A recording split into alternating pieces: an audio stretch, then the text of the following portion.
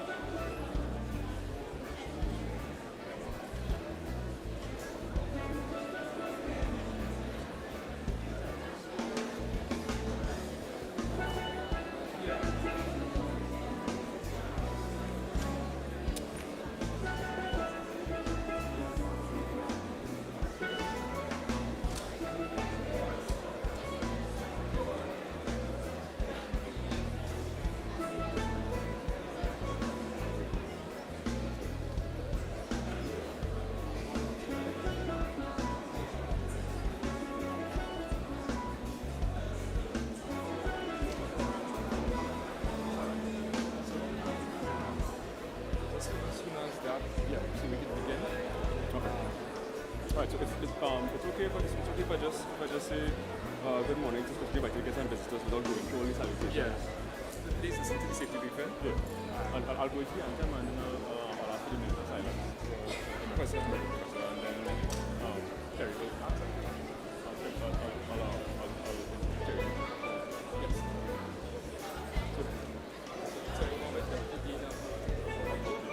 Yeah, have it here.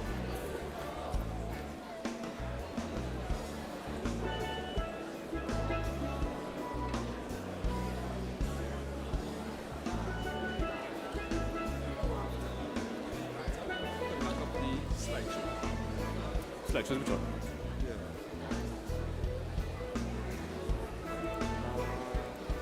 And the click on that folder there.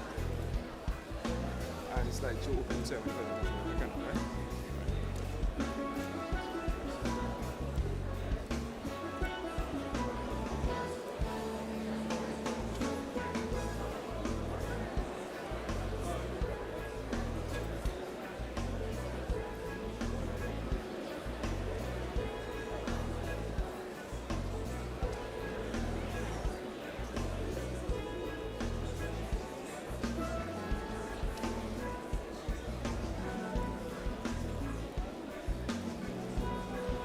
A pleasant good morning to all of our specially invited guests and visitors to the UWI St. Augustine campus.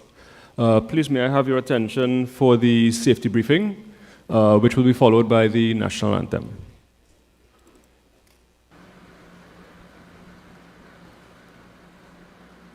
The University of the West Indies places high priority on preserving your health and safety. Please give me your attention for a few moments as I outline the emergency procedures to be followed at today's event. This building is equipped with a fire alarm system, and in the event of an emergency, the alarm will sound. Please note that we have no planned drills for today, so if the alarm sounds, we will treat it as a real emergency. Once the alarm has sounded, or in the event of an emergency, calmly make your way through one of the exits. This lecture theatre has 3 exits. 2 to the front of the theatre, 1 at the middle of the room, There are 2 additional exits to the sides of the room, and these exits are labeled as emergency exits. Only open the emergency exit doors if the alarm sounds or there is an emergency. Once outside the theatre, make your way to the assembly area, which is at the back of this building, west of your present location on the field. Stay at the assembly area point and await further instructions. In the event of an earthquake, stay calm. There are no tables under which we can cover. Keep low, hold on, and look out for falling debris. Once the shaking stops, exit the building in a calm and orderly manner and gather the assembly area where you will receive further instructions. Thank you for your attention. At this time, I would like to invite everyone to stand for the national anthem.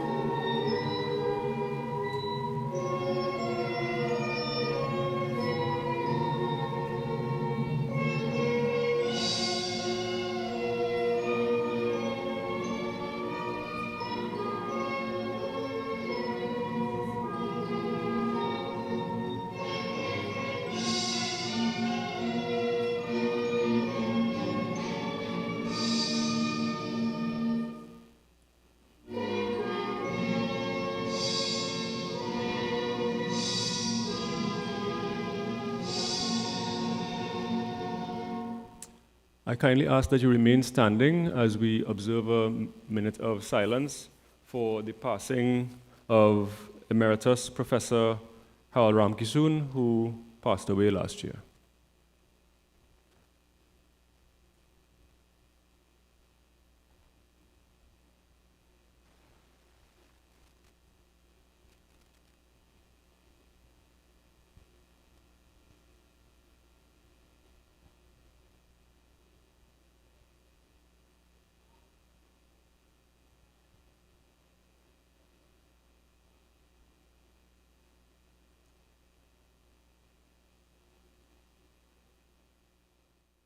Thank you. You may take your seats.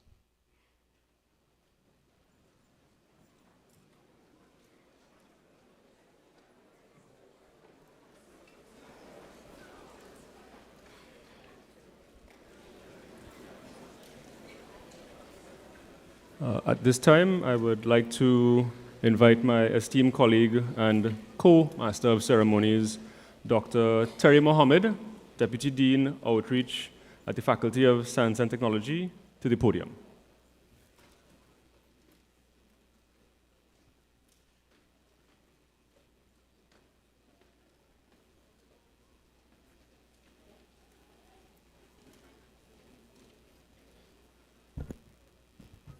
Thank you, Mr. Awai. Dr. Peter Smith, Chief Education Officer, Ministry of Education, Trinidad and Tobago, Professor Rose Marie Bell-Antoine, Pro Vice Chancellor and Campus Principal, and other members of the campus executive management team of the University of the West Indies St. Augustine campus. Professor Brian Coburn, Dean, Faculty of the Science and Technology, the University of the West Indies St. Augustine campus. Dr. Sridhara Rao Gunakala, Head, Departments of Maths and Stats, Faculty of Science and Technology, the University of the West Indies St. Augustine campus. Our feature speaker, Mr. Asad Mohammed, Lecturer, Department of Mathematics and Statistics, Faculty of Science and Technology, the University of the West Indies St. Augustine campus. specially invited guests, representatives of our sponsors, CIBC Caribbean Limited and UNIPET, teachers, students, and secondary school representatives, members of the media, ladies and gentlemen, good morning. Oh, that was a very lively good morning. Good morning again. That's better. I am Terry Mohammed, and I have the pleasure of being your co-host for this morning, together with Mr. Kevin Awai, who spoke earlier. But before we start, I just want to give a very short background about the Math Fair. This is the 7th edition of the Math Fair. It is a format initially started in 2018 and was the brainchild of Ms. Linda Devnath, math teacher at St. Joseph's Convent. The Math Fair existed previously as the St. Joseph Math Fair, which was very successful at the time and raised interest in maths in her school. Ms. Devnath approached the UWI to discuss ways of expanding this math fair at a national level to introduce other students. And the UWI Math Fair was born. The first UWI Math Fair was championed by Dr. Rao, who at the time was the head of the Department of Mathematics and Statistics. He was able to grow this event to well over 1,000 participants in his very first year. Dr. Tripathi, the incoming head of Department for Mathematics and Statistics, grew the event upwards of 3,000 students, making it the single largest math fair in the region. This year, under Dr. Rao again, we have the pleasure of welcoming over 3,500 registered students this year. So I think that deserves a round of applause.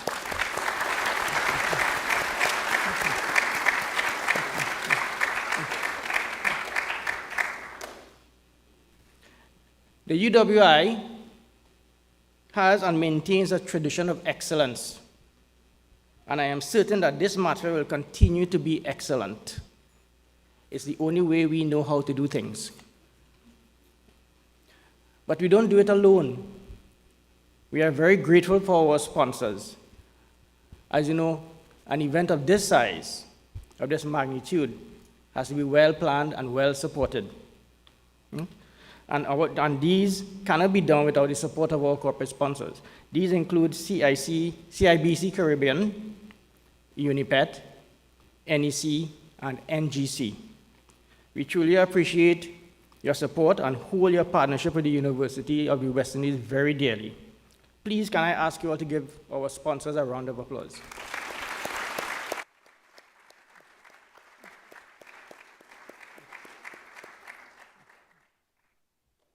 And on that note, we'd like to move on to our program. To open today's proceedings, I wish to welcome to the stage the head of the Departments of Mathematics and Statistics, Dr. Sridhara Rao Gulakala, to officially open the Math Fair. Dr. Rao.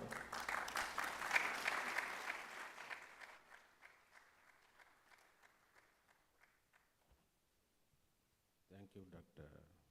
Mohammed.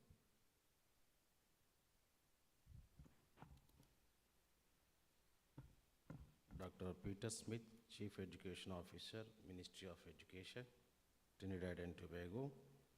Professor Rosemary Bellantoine, Professor, Pro Vice Chancellor and Campus Principal, the UWI St. Augustine. Members of the Campus Executive Management Team, Professor Bian Kobo, Dean, Faculty of Science and Technology, the UWI St. Augustine. Our esteemed featured speaker, Mr. Asad Muhammad, Lecturer, Department of Mathematics. Specially invited guests, teachers and students of participating secondary schools, members of the media, ladies and gentlemen, good morning. Thank you, sir. It is both an honor and pleasure to welcome you all to the 7th UWI Math Fair, a celebration of mathematics, innovation, and education. This annual event has grown into highly anticipated platform where student educators and enthusiasts comes together to explore the beauty, power, and real-world applications of mathematics. Mathematics is often perceived as a challenge subject, you know everyone, yet its influence extends the far behind the classroom. It shapes the way we understand and interact with the world, from scientific discoveries and technological advancements to the financial planning and even the arts. Through this fair, we aim to demystify mathematics, making it engaging, accessible, and enjoyable for all. So this year, our theme is Math Quest, a creative adventure of discovery.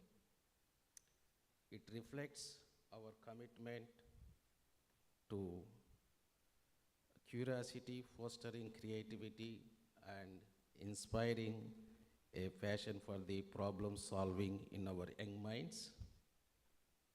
So what Dr. Terry Mohammed told, we started this one in 2018.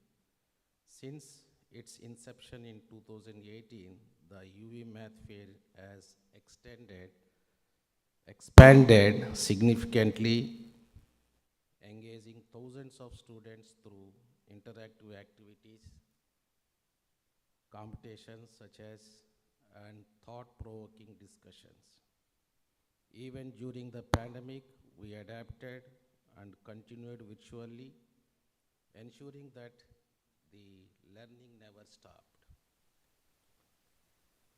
Today, as we return to a fully immersive face-to-face experience, we are excited to introduce new competitions, engaging challenges, and fresh lineup of interactive sessions designed to make mathematics more stimulating and rewarding for all participants.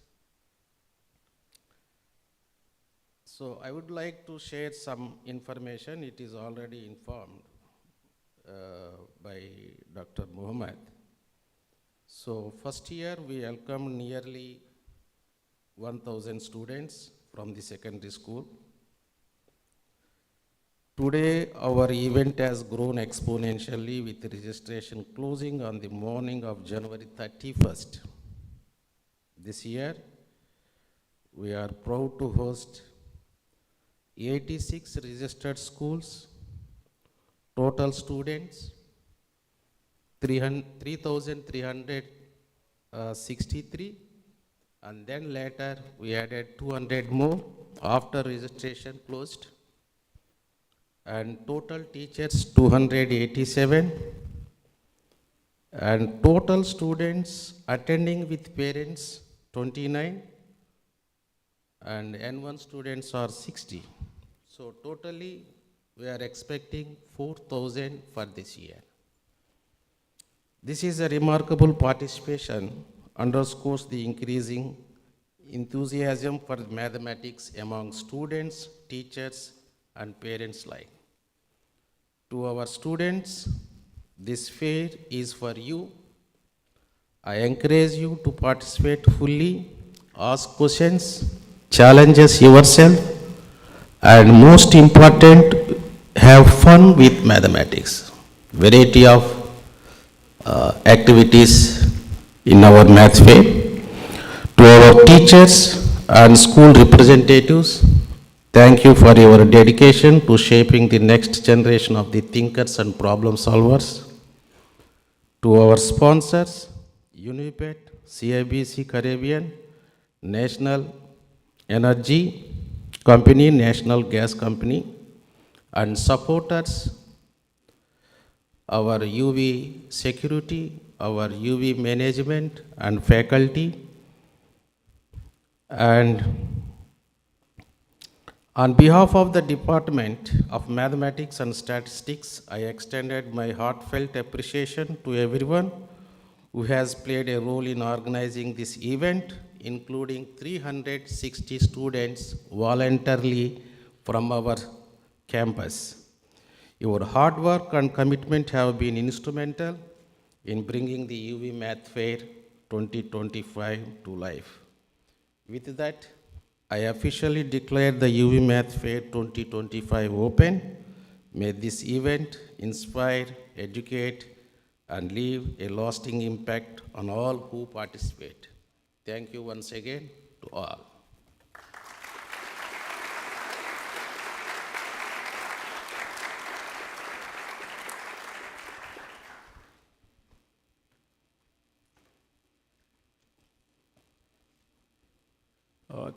Thank you, Dr. Rao Gunakala, for your kind words. At this time, I'm honored to invite the Dean of the Faculty of Science and Technology, Professor Brian Coburn, to give the welcome address.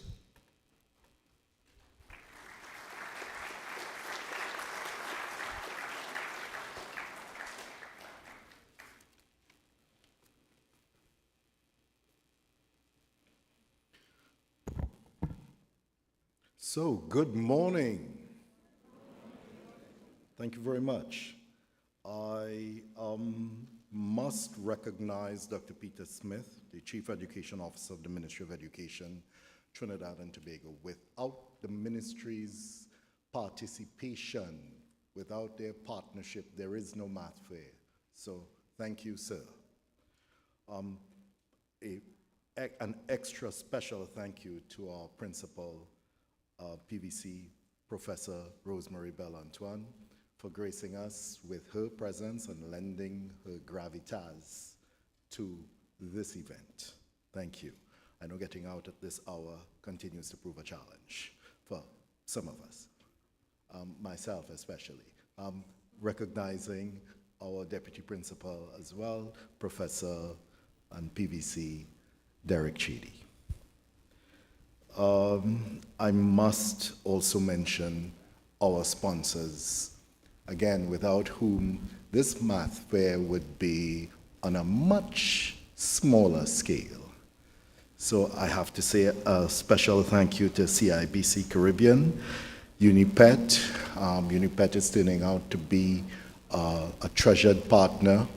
They are supporting many of our activities, and for that I have to say thank you. Recognizing as well NEC and NGC. The army of volunteers necessary to make this event possible. People lending their services for no compensation. I have to say thank you to them, because they are going above and beyond to ensure that you have an experience which you will remember positively. Teachers, you are at the forefront, and without your contribution, the passion for science may not survive long enough. It was Albert Einstein who expressed that opinion that it's a wonder that the passion for science, words to that effect, that the passion for science survives formal education. It's one of the things that we take seriously here within the Faculty of Science and Technology, that we continue to nurture your passion for science. So when the teachers hand you off to us, as it were, we have to make sure that that flame continues to build and that your passion gets expression at the University of the West Indies. Mention was made of Professor Harold Ramkisoon. We observed a moment of silence. Emeritus Professor Ramkisoon, Professor of Mathematics, in fact, it was on his suggestion that a secondary school teacher whose name, pardon me, I can't recall, it was on his suggestion that the University of the West Indies was approached to partner and assume ownership of the math fair. And it is that kind of relationship building that has allowed us to make more and more of an impact nationally and regionally, in fact, as we extend the Math Fair to our Caribbean colleagues. We've been making small gains, but building steadily. Now, I did mention that we are interested in keeping the flame of your interests alive. The almost sister event to the Math Fair is the Chemistry Olympiad. Some of you may have heard of the Chemistry Olympiad. It is, in fact, an international exercise. Much like the Olympics, however, you have to start training for it many years in advance. We had a somewhat chastening introduction to the competition, but we learned a lot and we were able to continue to build. I think I've covered my welcome. It really is a pleasure to see you all here, and I hope you have a brilliant experience for all that we've planned for you. On that note, I will turn you back over to the chairs. Welcome. Please enjoy.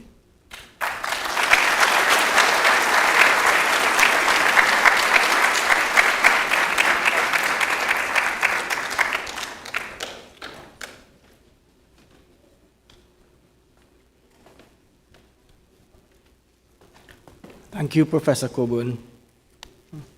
So the University of the West Indies at St. Augustine has always demonstrated its commitment to the promotion and development of mathematics and statistics, and its support of the stakeholders like yourselves by having its highest office here to welcome you. Please join me in welcoming to the stage the Principal of the University of the West Indies St. Augustine campus, Pro Vice Chancellor Professor Rosemary Bell Antoine.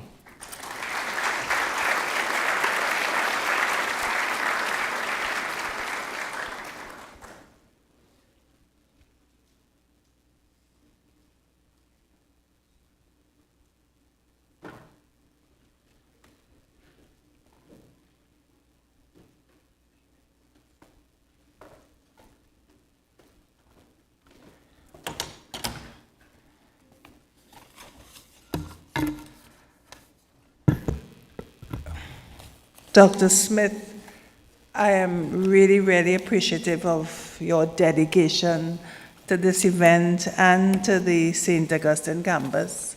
I saw you here last year, and here you are again, and I know you bring with it the goodwill and best wishes of the Ministry of Education. Your minister is also a true friend of the campus, in fact, an alumnus, and of this faculty too, not so, Dean?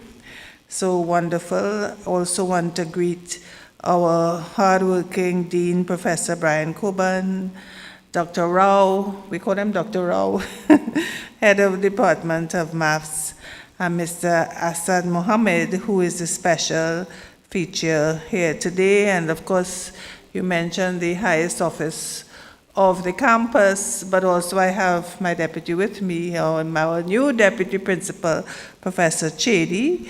And I, of course, greet you wonderful students and teachers. You all are the stars today, and I want to shout you out. And all of you, ladies and gentlemen, thank you so much for being here.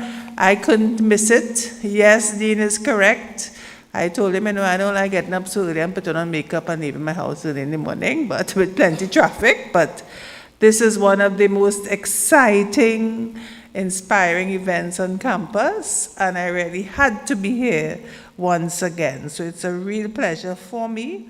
It's now a major event in our outreach to the educational sector in Trinidad and Tobago, and now to other islands as well. Other countries in the region are now involved.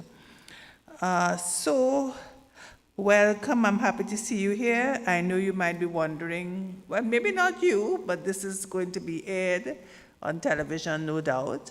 So speaking to the wider section of students now and others, some people may be wondering why this focus on mathematics. And of course, as we begin to discuss this morning, it's fundamental to almost every part of life.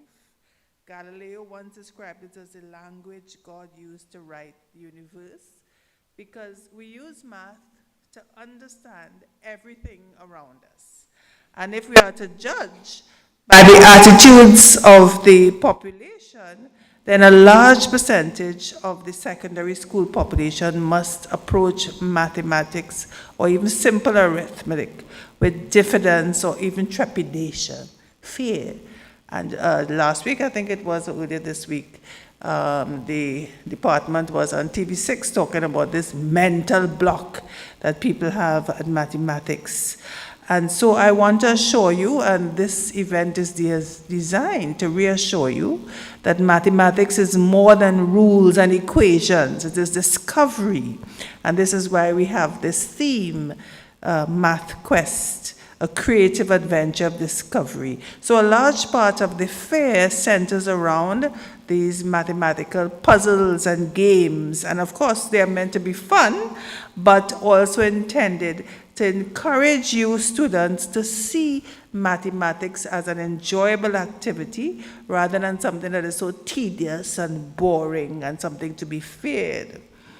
And we have come a long way since I was younger. Believe it or not, there was a time I was young, sitting on my mother's knee, because she was my first teacher, or under a tree, learning my timetables as a child. Do we still say 1, 2 is 2? Do we still do that? 2, 2 is 4? I have no idea, but that's how I learned it. My sums. And we have moved from using calculators to computers and now apps. And usually, advances in technology renders certain skills unnecessary. But when we are speaking of math, it has the opposite effect, because math and statistics now pervade an even wider range of disciplines beyond the traditional physical sciences and engineering, from astronomy and using maths to chart the skies at Galileo. By the way, did you guys look at the skies last week when we had that wonderful phenomenon where you could see all of the planets? I went out and there was a little app for it. I hope you all did that. It was very exciting. From astronomy to chart the skies, we need math there, to economics, making projections about a country's economic growth, using algorithms to create code for AI, even psychometric testing using math. It continues to evolve. Last year I went to a conference by another department in this faculty, this very enlightening faculty, where they were using math in terms of music. I mean, in fact, we're going to try to do a project on it, those discos and so on, DJs, and math is all a part of it. Don't ask me how, but it is an essential part. So we live in a world bursting with data and routinely needed and covered by private and public sector entities, and citizens need to be competent. They need to be competent in such a world. Otherwise, for example, how would we know when we citizens are being lied to with statistics? We wouldn't know, so we need to be competent. At the national level, we are all familiar with the prevailing emphasis on STEM, the science projects, as being key to national development. And in this national development highway, there are indeed many lanes, but we would certainly have a roadblock if we were not able to have a proper mathematical education. So I do want to encourage you, as the faculty is attempting to do, to explore and unleash your curiosity, to engage with mathematics, to learn about it, to solve, most importantly, to use it to solve some of the challenges that we face today, whether it is in health, evidence-based medicine in terms of data collection and analysis, whether it is, as we saw in COVID, the COVID pandemic, or whether it is in any of the other areas that I have mentioned to you. And as Dr. Rao can tell you, because that's part of his research, math has even been revolutionizing the treatment of cancer, using modeling to explore nanotechnology targeting cancer cells. So in all of these various fields, social sciences, even law, where we're using statistics in cases now, you need math. And right here on our campus, and if it's anything like last year, you probably see some of the great work that the faculty is doing on the videos. We have scientists engaged in a variety of research, including AI, the buzzword. We are right there with it. We even have someone on the UN committee in terms of AI. And last year, one of our professors, who is also a mathematician and an engineer and a computer scientist, Professor Hossain, actually won the highest award of Trinidad and Tobago. He won a math scholar when he was just a little bit older than you, and moved on from there, Professor Hossain, so the Order Republic of Trinidad and Tobago. So no matter what path you decide on, it is very clear that there's a role and a place for people with strong quantitative backgrounds and mathematical skills in many disciplines and careers. So we need to see more young people pursuing it at CAPE and further on. Last year, I mentioned to Dr. Smith the focus on multidisciplinary approaches in terms of math. And just a few months ago, France announced a 50 million euro investment in a multidisciplinary research program in mathematics focused on 3 pillars: the environment, the living world, and society. And it's going to talk about climate change and everything like that. So I hope that you see that how useful it is, but also I want to put a little plug. I hope some of you will be coming when you finished your CAPE and so on, right here to UE, in this wonderful faculty and department of mathematics and statistics to continue your career. Really and truly, we at the campus are very proud of what the faculty has achieved, what you students are achieving, and I am also very happy about the deepening collaborations with students and with schools. In November, we had our research award. We had a special award for the public, the Hurricane and Earthquake Disaster Alleviation, and 2 of those awards and mentions were won by secondary school students, and that was really fantastic. So this is also an example of that collaboration. Incidentally, I am doubly proud because of the history of this math fair. A teacher from my alma mater, St. Joseph's Convent, so I'll take a little plug there. So I hope you walk away at the end of the fair with a true appreciation of math as a means to discover and create. I hope that it does a lot, these exciting activities, to quell some of the fear that is out there.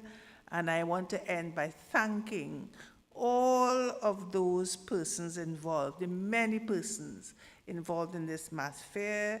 Thank you for all the wonderful work you do on behalf of UWI. It has been an important mandate of the campus to share the critical work we are doing, outreach, and to reach out. So congratulations to the math department, all of the hard workers, lecturers, teachers, the entire faculty of science and technology, and thank you to you, the students, and the teachers, your hardworking teachers who do so much beyond what is probably expected to bring us to this stage. Thank you very much, and have a wonderful math fair.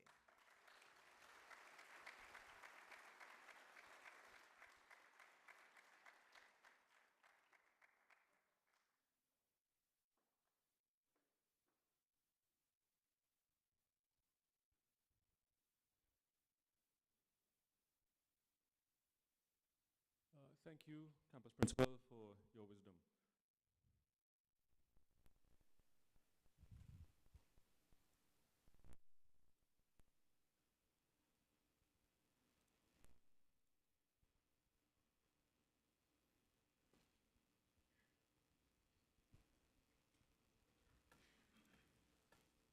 It is with great pleasure that I kindly invite to the podium the Chief of Education Officer at the Ministry of Education, Dr. Peter Smith, who I must say has supported the Math Fair from its inception, who has supported the Faculty of Science and Technology in general, and has supported all events held by the University of the West Indies, St. Augustine. I now pass you on to Dr. Peter Smith.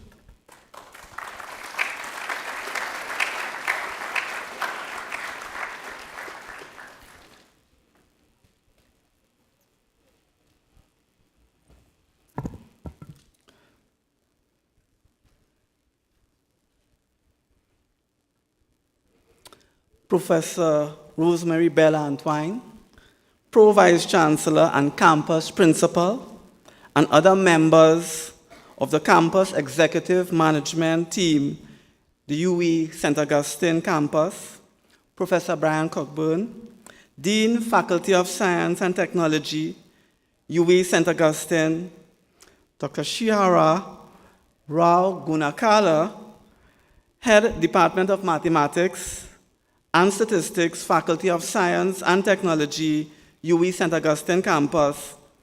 Our featured speaker, Mr. Asad Mohammed, Lecturer, Department of Mathematics and Statistics, Faculty of Science and Technology, UWI St. Augustine campus. Specially invited guests, teachers and students, members of the media, ladies and gentlemen, good morning. That's a sedated morning. Good morning. Oh, that's much better. I am pleased to be here for the 2025 iteration of the University of the West Indies Math Fair. And while this event naturally highlights the study of mathematics, it is also a celebration of its profound influence, the power of numbers, patterns, and logic to shape the world we live in. Our gathering today signifies our engagement with what theorists like Galileo and Edward Frenkel have described as the language of the universe, a fundamental framework that governs nature, drives technological advancements, shapes economic systems, and informs the decisions we make every day. And speaking of decisions, I want to indulge the students for a short while with a little mathematical challenge. So after I read it, if you're able to solve it, you put your hand up and give the answer. So we engage in active listening. A fisherman has 100 meters of fishing net and wants to enclose a rectangular fish farm to maximize the number of fish he can rear. He needs to enclose the largest possible area. What should the dimensions of the fish farm be? I'm looking for the first hand. I'm seeing a hand here.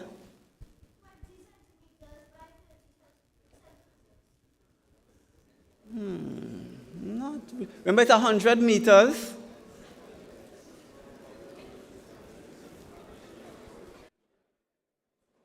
Okay. Let me read it once again. Let's listen. A fisherman has 100 meters of fishing net, and he wants to enclose a rectangular fish farm to maximize the number of fish he can rear. He needs to enclose the largest possible area. What should the dimensions of the fish farm be? Come see someone way up there.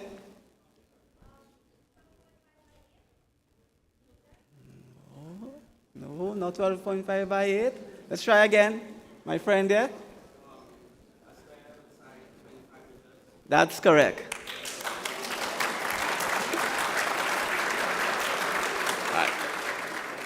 Right. So I have a prize for you after, so please see me. So as we continue, so for those of you who were working through the numbers, you are engaging in optimization. One of the most critical mathematical concepts used in engineering, logistics, and even artificial intelligence. Interestingly, I placed the entire problem in ChatGPT, and I was really amazed to see how it actually solved this problem for me. Of course, remember, we need to combine our own brains also. So yes, the answer is 25 by 25 square, maximizing the area of 625 square meters. This is the same principle that airlines use to minimize fuel costs and businesses apply to maximize profits. This, ladies and gentlemen, is the foundation of the modern world. Every time you use Google Maps, stream a video, check the weather, mathematical algorithms are at work. When you make a bank transaction, encryption and number theory ensures that your financial data remains secure. Right here in Trinidad and Tobago, our oil and gas industry rely on complex mathematical models to manage resources efficiently. This is the same for our financial sector, which uses statistics and probability to assess risks and investments.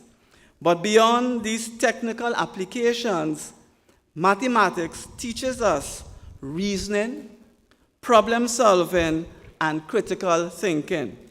These are skills that will remain relevant no matter how much technology evolves. I am pleased that your continued efforts to host this UWI Math Fair serves as a powerful reminder that math is alive. For those who may see math as daunting or abstract, this event reinforces its relevance in everyday life. The challenge before us now is to cultivate a genuine appreciation for mathematics, not merely as a compulsory subject for SEA and CSEC, but as a vital tool for innovation, critical thinking, and real-world problem solving. I encourage the students here to question, explore, and find joy in problem solving. Embrace mathematics, not with fear, but with curiosity.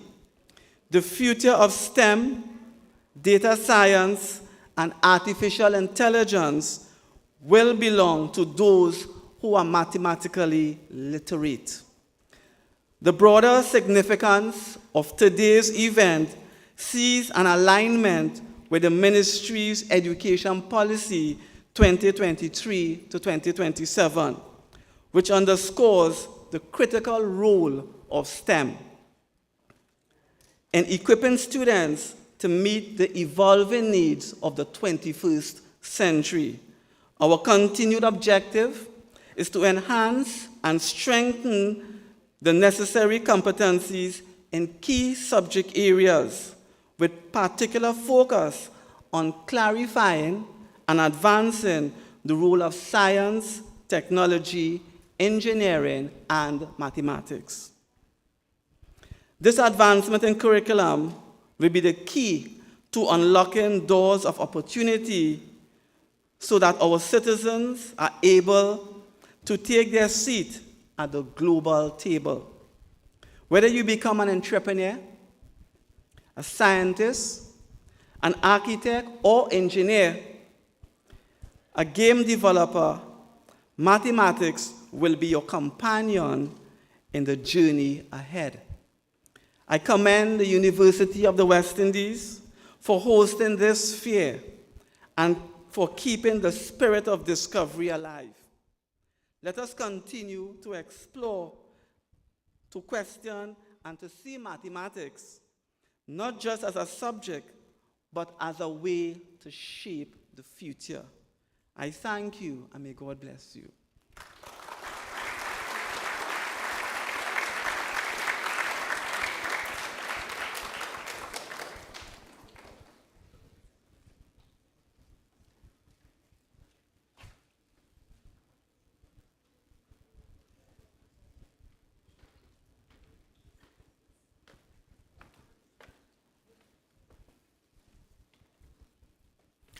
I thank you, Dr. Smith, for that most inspiring talk. I hope you all were inspired by it. One of the objectives of the Math Fair is to raise interest in maths. That's one of our primary objectives. Because maths is the most important of all sciences. Right? It is the one science that sits in the background and do all the hard work, but is never seen, and you don't recognize it, but it is there. Right? We simply can't exist without it. It defines everything. It defines our past, our present, and our future. Right? Now, the fact that there are so many of you here, and you're still awake after 48 minutes, tells me that you do have some interest in maths. You love a challenge. Okay? And I see from this that our future is very secure. It is indeed secure. You are the brightest. You are the smartest. You are the best this nation has to offer. Okay? And I want to let you know that there's a place for each and every one of you here at UWI. Right? And in case you didn't know, I will inform you that UWI is ranked among the best in the world, top 1.5%. Right? Which means that when you're with us, you're among the best in the world. You will become and you will be world class. And on that note, I would like to shortly introduce our present speaker, or our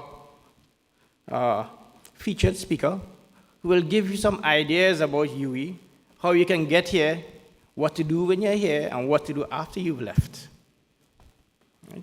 Because the university doesn't abandon its graduates. Okay, we're a family. Mr. Asad Mohammed, he's a lecturer in Actuarial Sciences at the Departments of Mathematics and Statistics. Right? He is very knowledgeable in careers in mathematics and statistics, very familiar with the department's offerings. Mr. Mohammed has continued and continues to provide academic and career advice to both past and current students pursuing degrees in mathematics and statistics, as well as related degrees, and providing valuable advice. He is here to provide some of that information to us, so I would like you to please join me in welcoming to the stage Mr. Asad Mohammed.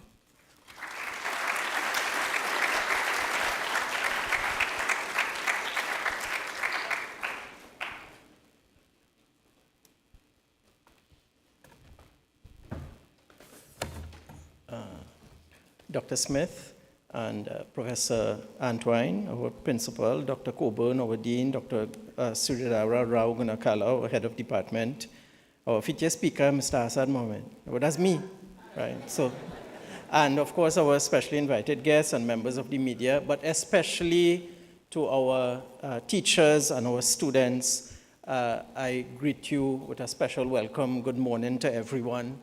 It really is a pleasure to be with you today. All of you, the high school students, you're at a pivotal point in your lives. You're deciding what comes next after high school. And, yes, this is a math fair, and hopefully all of you have some interest in mathematics. But I know for many of you and for the general public as a whole, mathematics seems to be this abstract subject, and it's just confined to textbooks and its formulas and so on, right?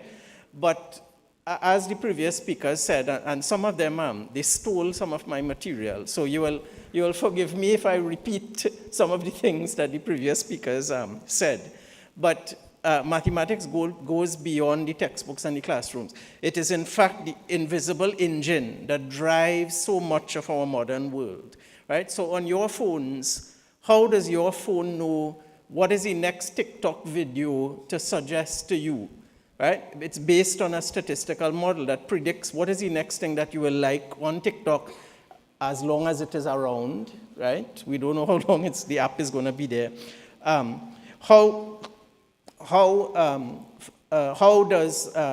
do those AI models, ChatGPT and DeepSeek and so on, how do they know to create an essay based upon a simple prompt? Something that you definitely do not do, right? And your teachers, I hope, can attest that none of these students do that in their homework and their assignments and so. But how does it do such a good job? Again, because there's mathematical modeling behind the scenes that goes on. Our sponsor, CIBC, when you use their credit card, again, when you, the students, you steal your parents' credit card and you buy some foolishness on Amazon and so, how does CIBC know that it's a valid transaction and it's not fraudulent and so on? Because there's a model behind the scenes that is testing for fraudulent transactions. There's a model behind there's cryptography behind it to keep the transaction secure.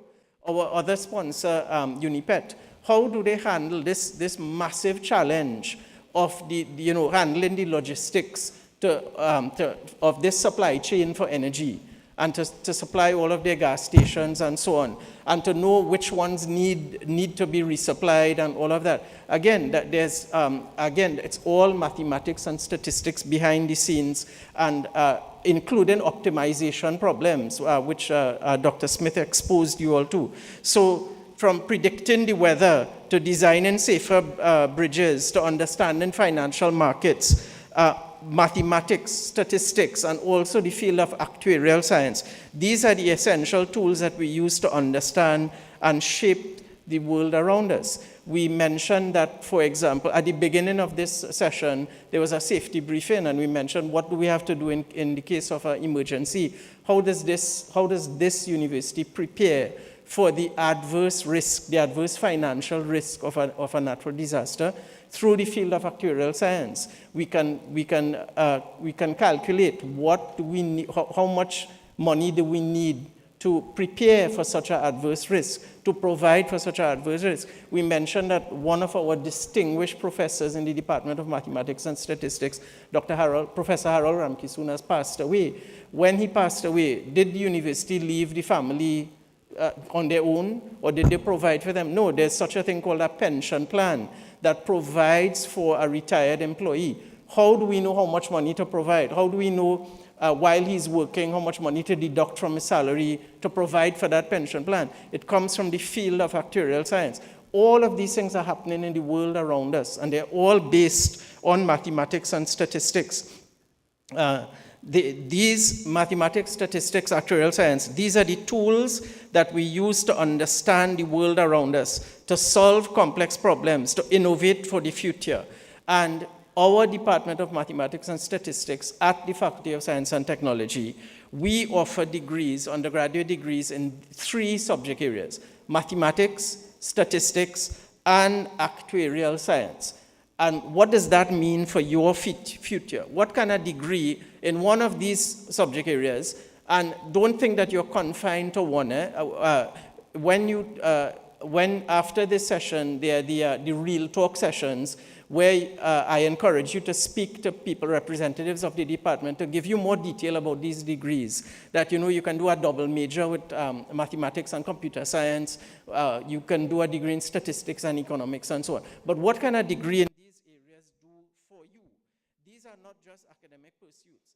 They are gateways to rewarding careers.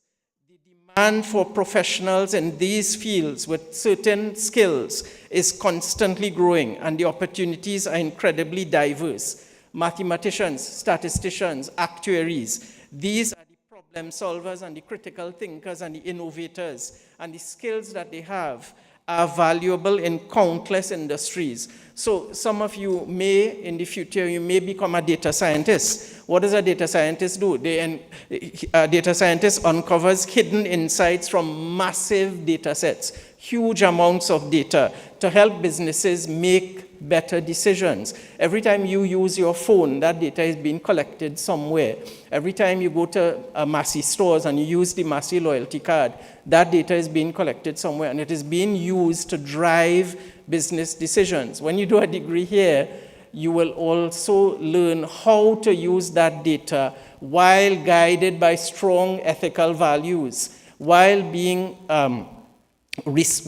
aware of your social and cultural and environmental responsibilities. These are attributes of an ideal UWI graduate that we try to inculcate in our students and in our graduates. And it's crucial at this time when there's so much information out there and there's the temptation to use it in an unethical manner.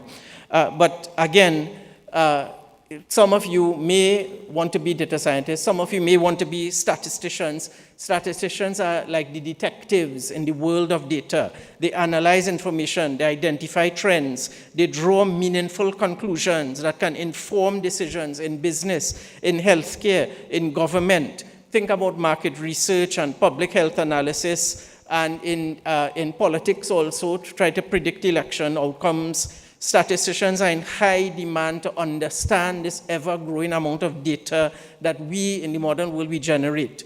Actuarial science is used to assess and manage financial risk in the insurance and finance industries. And actuaries use their mathematical and statistical expertise to assess risk, to make sound financial decisions. So if you the students, if you enjoy the challenge of problem solving, the satisfaction of finding a solution, the elegance of mathematical reasoning, then please consider a degree in our Department of Mathematics and Statistics, a degree in mathematics or statistics or actuarial science.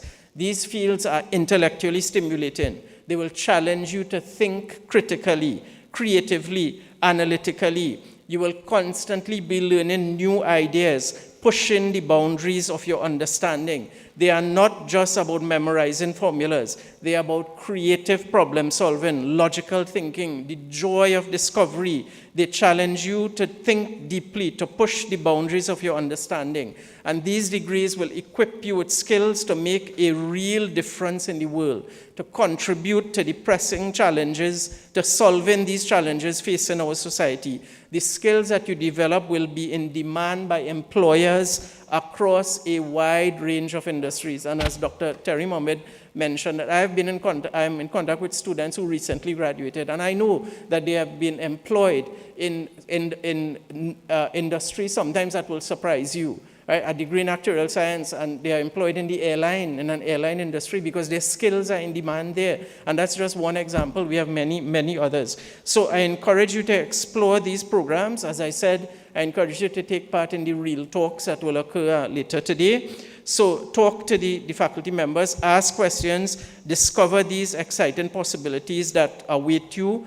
Don't just follow a defined career path. Create your career path by embracing the power of mathematics, statistics, and actuarial science. Unlock your potential. The world needs your talent, your passion, your unique perspective, and your skills in mathematics and statistics and actuarial science. I thank you very much for your attention today, and enjoy the rest of the proceedings.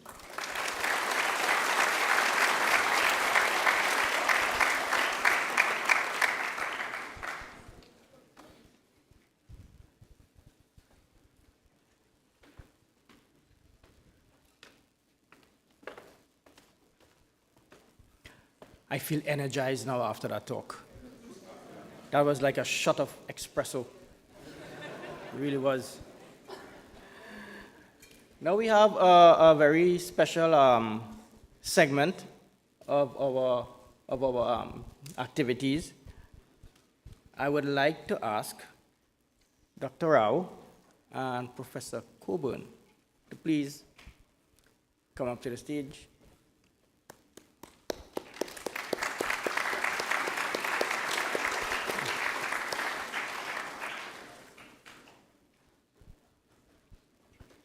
Professor Coburn has a shocked look on his face. Looks like Beyonce when she won the Grammys Sunday night. Maybe.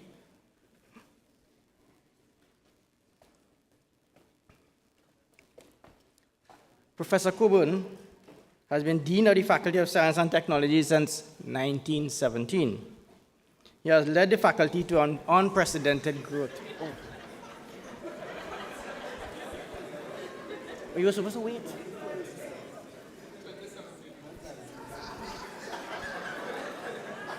I was thrown off by the bit of gray there. It's 2017.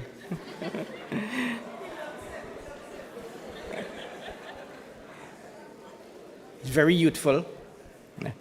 Right. With science as its foundation and technology as its vessel, the Faculty of Science and Technology has become very relevant in today's world, showing without a doubt that science is what makes the world go round and technology is its future. Professor Coburn has always been an advocate for the development of mathematics and statistics and played a critical role in the inception and subsequent development of the UWI Math Fair. His unique style of leadership encouraged the planning team to think outside the box, and his famous words, take a chance, right? And think big. Under Professor Coburn's leadership, the UWI Math Fair and the Math Center has grown into a truly national event. We are indeed grateful for all that you represent, Professor Coburn. Strong leadership, confidence, and accountability. Those are his watchwords.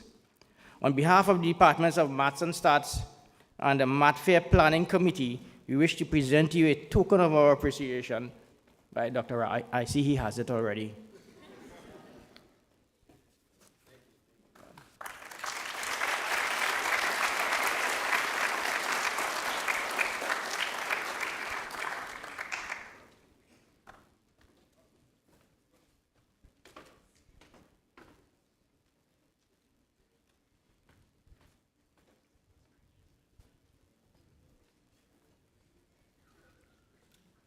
I think we definitely need to give another round of applause to Professor Coburn and Dr. Rao Gunakala, as well as our Master of Ceremonies, Dr. Terry Mohammed. I just want to say thank you for your tireless efforts. It is now my great privilege to invite Dr. Akhenaton Daga, Chief Coordinator of this Math Fair and previous UWI Math Fairs, to offer a vote of thanks.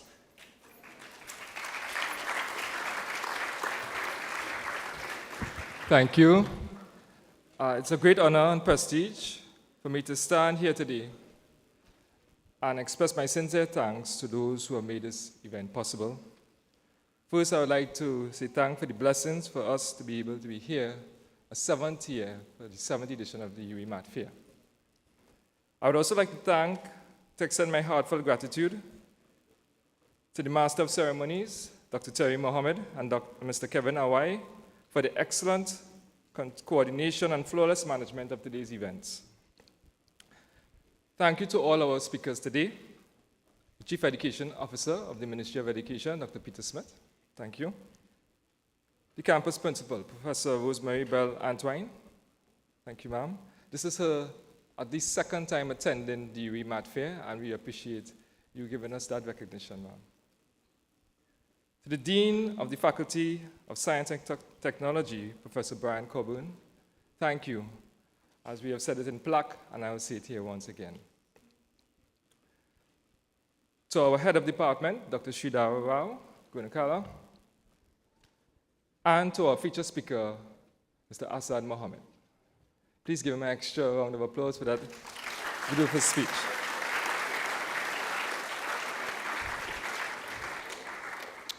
I'd also like to thank our hard-working members of our Department of Mathematics and Statistics, our administrative assistant, Mr. Lois Adams Carrington, to our secretary, Ms. Nisha Hazelwood, to our founder staff, Mr. Jason Chamaru, Mr. Isaiah Williams, and to Mr. Jordan Nero. And we'd like to thank our full-time demonstrators as well, who were very hardworking and instrumental this year, Mr. Joshua Davis, Mr. Kieran Dianan, and Mr. Shemrin Harris, and all our part-time demonstrators, and all the committed lecturers who helped us today. I would like to extend my sincere thanks to the live stream moderators, Mr. Keeney James and Ms. Lois Sipasad Rambaran, for their exceptional work in broadcasting this event to regional audiences. Thank you to our sibling faculties and departments for their attendance at this event and their support. We want to thank FST Media, the faculty's media, Mr. Darren Granger, Ms. Tisania James, and all of their team.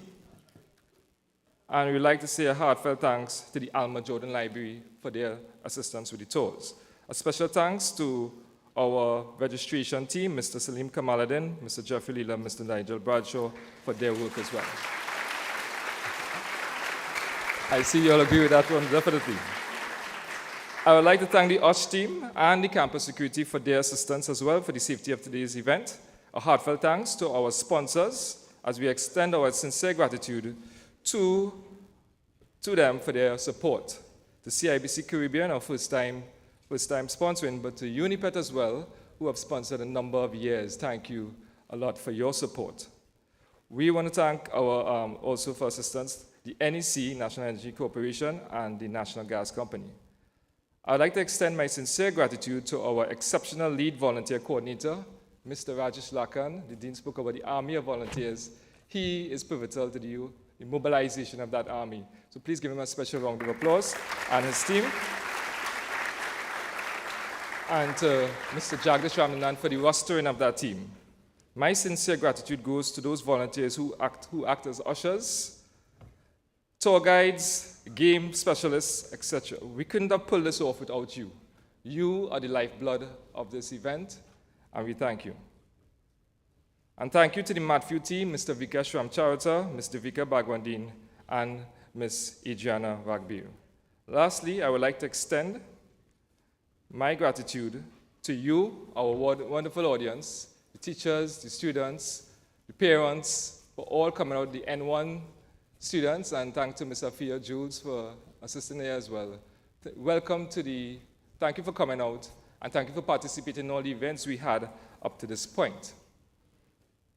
At this time, we are coming to the close of the opening ceremony, where we will be having a 50-minute break, but for those who are in live stream, and there'll be another batch of students coming in, you are going to have a really exciting time with the Mat Feud competition, the presentation of the medals to the Mat Feud, and a brief remarks by one of the CIBC Caribbean representatives as well. We will be having, of course, as Mr. Assad mentioned, the DMS Field Talks. So look out for that. If you miss it, you can go back and look at our live stream for those who are here now. We want to ask and thank our specially invited guests and all of you students. And we kindly ask that our specially invited guests be allowed to exit the lecture theater first, and then we'll follow by the students and the teachers. So I say thank you once again, and we'll take our 15-minute break now.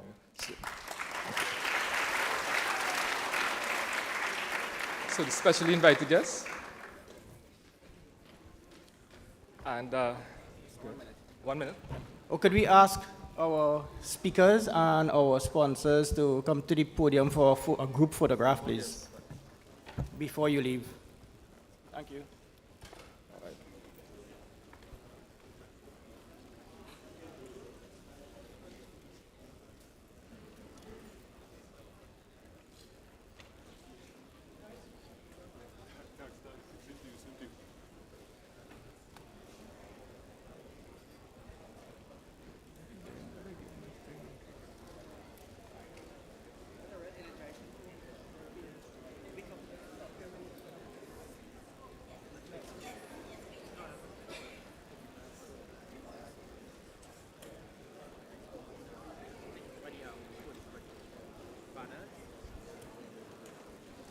Opening this thing, man.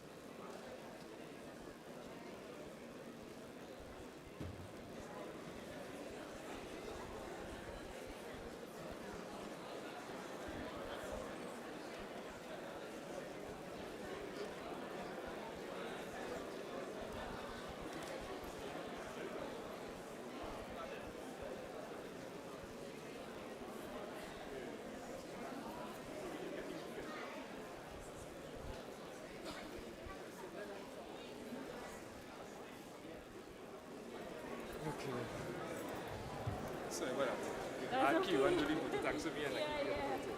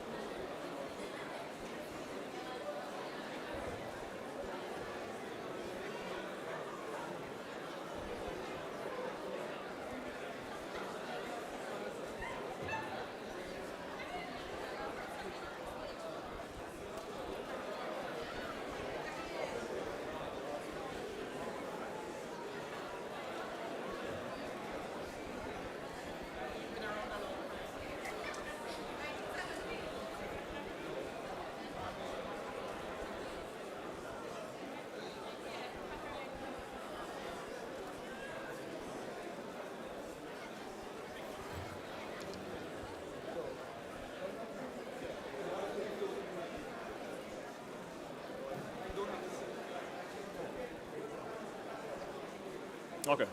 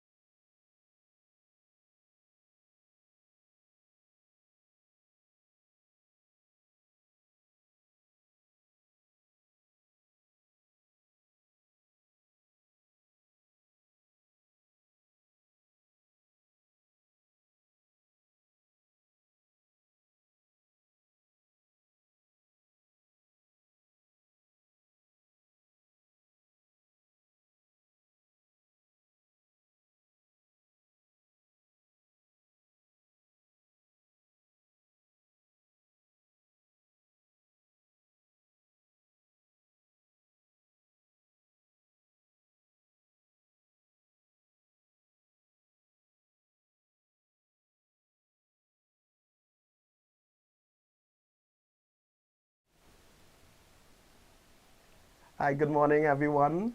Good morning. Welcome to the online platform for the UWI Math Fair 2025, and we are so glad to have you on here. To all our viewers, everyone who are watching, I hope that throughout the Caribbean that persons are watching, right? Of course. So that would be so nice. So thank you for joining us, and I'm sure that you guys would have seen the program that took place before and the presentations, and of course we had so many wonderful presentations. Especially Mr. Azad Mohammed. Oh, definitely. And our Chief Education Officer, Dr. Smith, with his little joke about math. Oh. It took them a little while to figure it out, but they figured it out.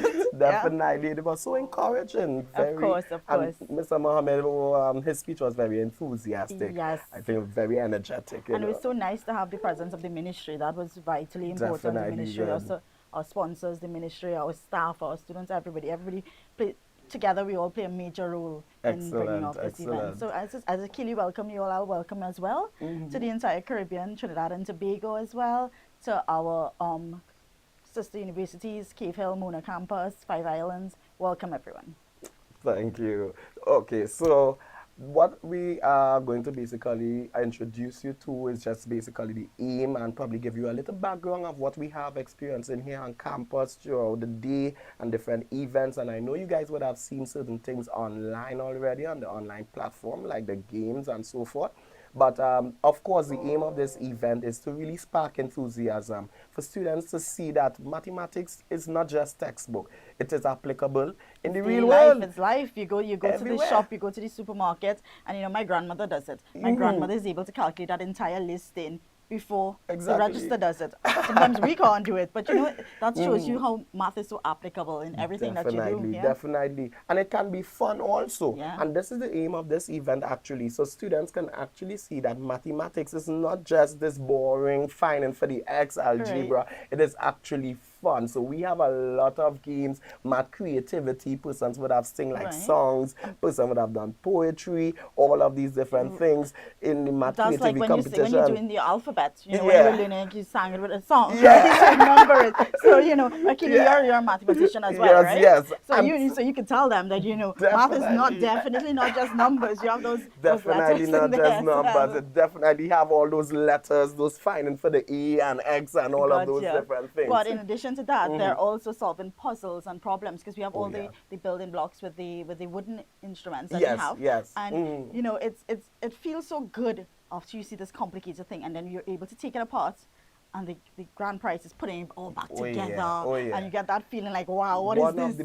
best feeling in the world when you can actually solve a problem. Solve it. Yeah, and one of the best feelings. The Rubik's cubes, those, as well as these puzzles that I see them a lot at the airports. You see them at the airports? Actually, I never saw it. Okay. There are all these mind games at the airports with blocks and stuff, and it's a whole puzzle to build. But the theory actually behind that is mathematics, to be able to solve that equation. So you would think that it's regular, just putting it together, but it's not. There's actually a mathematical formula to help put that together. And that's stuff that people like Akili, are really good at. We try to figure it out. Math is everywhere. And even from the presentations, you would have heard math is in the health field, math is in the econ field, social sciences utilizes even math. Food. If you have to do a recipe, you have to measure, right? Music as well. It's mathematics.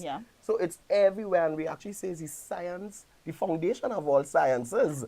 Definitely. Some theories from way back when, before our time, before our grandparents' time, before our forefathers' time. Yes, from since then. So would you give me some background of the math fair? Because you would have been here, you would have known. Maybe everybody's trying to say that I'm looking at it, right? Well, everyone, welcome again. And so the math fair started in 2018. It was an idea by the then, which again, he's back again as our head of department, Dr. Sridhara Rao Gunakala. And it came as an idea, St. Joseph Convent, St. Joseph, Miss Linda Deonat, a teacher there for mathematics, she had this idea of bringing math, a little more creative aspects to get the children more interested. So she came to the late Professor Emeritus Hara Ramkisoon, who passed away sadly last December. And between Linda and Prof. Ramkisoon, they came up with this idea to host something on campus. A lot of students, they're in school every day, secondary schools. But the idea to come into the university and feel that vibe, to get out of the classroom setting. So we thought, why not? Let's have this hosted. So not just St. Joseph Convent, but other schools can benefit from this as well. So definitely. 2018, that is when it came to being with Professor Ramkisoon, Professor Rao, Linda Deodat, all of this. So that's where it started, and it was, as Akili said, to spark interest in mathematics.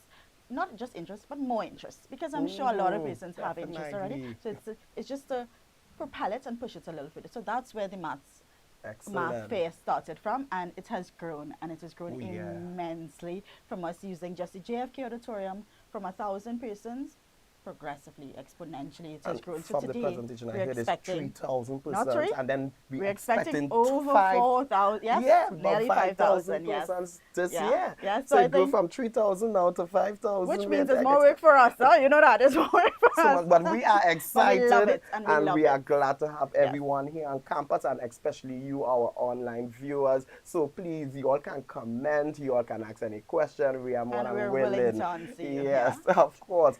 So some things that we could actually see today in the UWI Math Fair, in the JFK Auditorium, there are different competitions. There are competitions as well, and there's a competition that's going to start in a couple of minutes as well. Yeah. And that's actually what the Math Feud? The Math Feud, and we're going to give the prizes immediately following as well. So you can cheer on. I'm sure a lot of persons have their friends who are participating, and you can cheer on your friends from online as well. Send them the little messages, send them a little congratulations, and cheer them on there, because I'm sure they'll appreciate it. So guys, we are so glad to have you on, and we will see you all again during the day while we will be walking around the quadrangle. Hopefully we can get to do some interviews and so forth. But right now, of course, we have our sponsors, and we really need to appreciate our sponsors. We definitely need to appreciate. So sponsor-wise, we have Unipet with us today. We also have CIBC.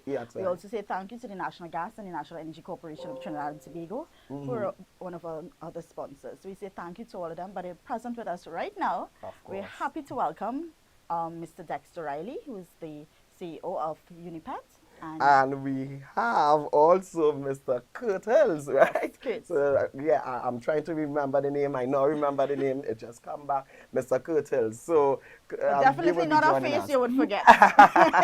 So we welcome you all, Mr. Hill and Mr. Riley. So we are so thankful to Unipet throughout the years. Since they started partnering with us a few years ago, they have supported the Faculty of Science and Technology in many, many events, and not just events, but with internships. And for this, we are eternally grateful for that.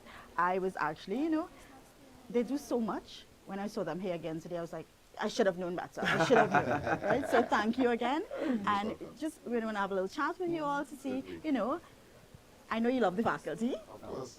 But what drives you to want to contribute to events such as these?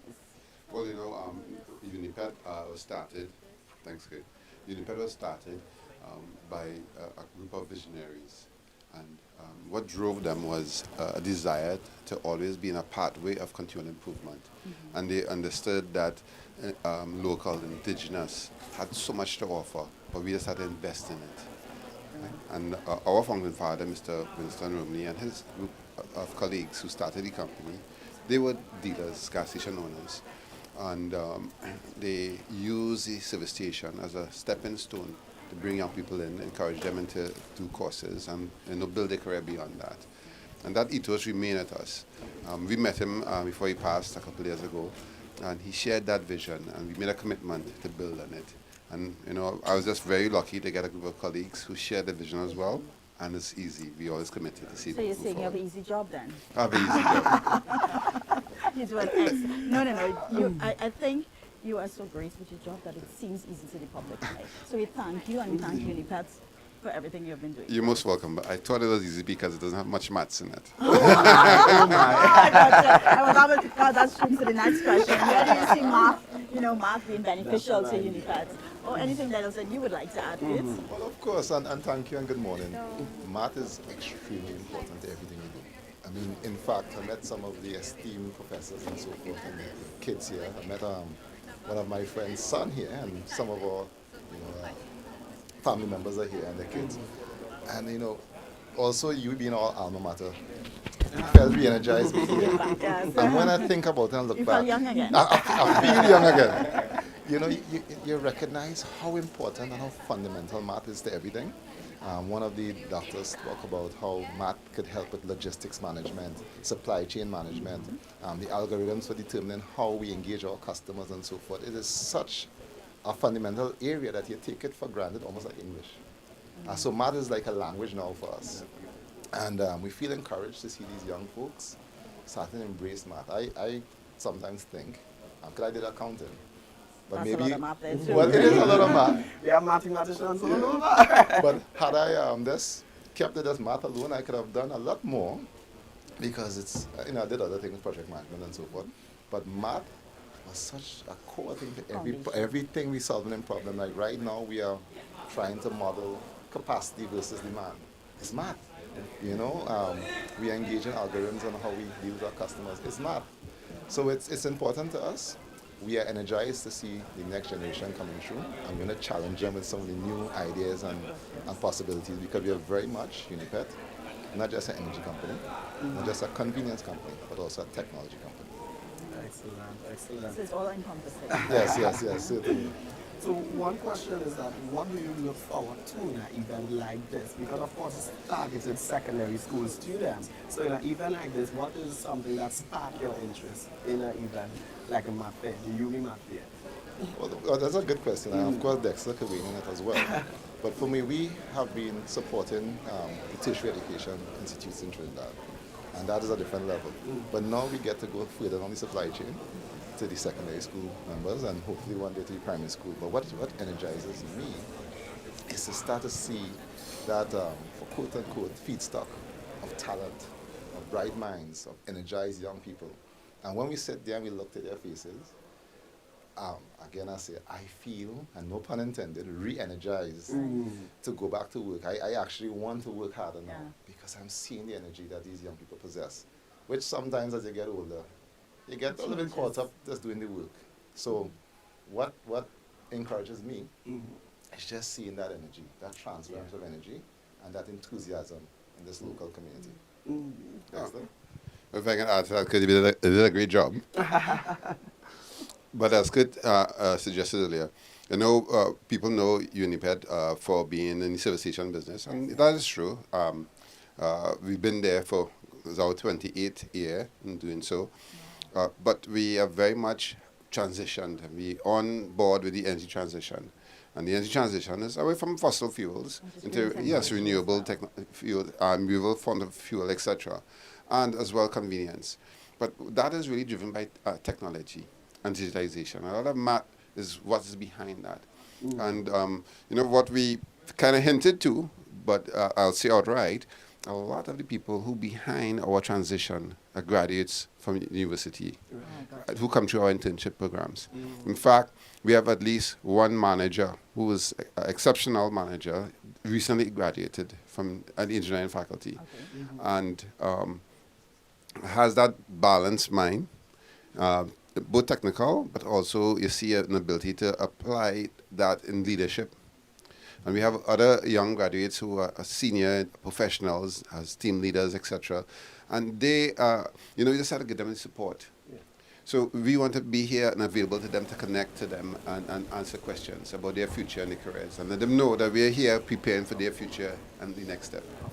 And I like how you say that, because at this stage, a lot of them, want to make up their mind, what should they do? Hello. I like maths, but what can I do with mathematics? Good morning, everyone. So we'll be starting the math feud competition shortly. We're just waiting for the auditorium to fill out, right? Knowing that they like numbers, they can do accounts, they like perhaps analyzing stuff, they can be a statistician, probably they like insurance, they could be an actuary. They're just really kind of guiding them, and I like the fact that you will support this initiative. Really, really good.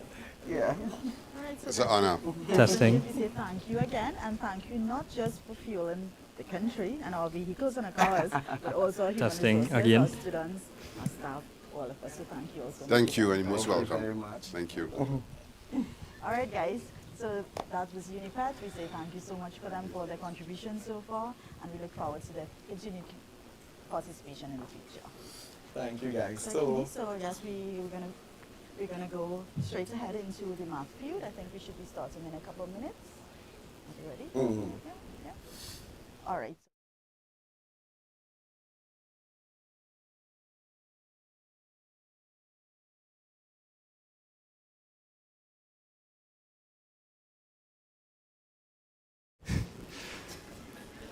This is the 2025 UWI Math Fair Math Feud. So, my name is Kiran Dayanand. I'll be one of your co-hosts for this morning. My name is Adriana Ragbear. And scoring and timekeeping today, we have Mr. Vikash Ramcharitar and Ms. Devika Bagwenden. On technical support, we have Chris. So, you all familiar with Family Feud? You all ever watch that? So Math Feud is just like Family Feud, but it's maths. So before today, we would have had some pre-event competitions, the creativity contest, the poster contest, and the math quiz, right? So what we did, the math quiz was 3 categories: junior, intermediate, senior. And we took the top 2 winners from each category, and we have them here today for the Math Feud.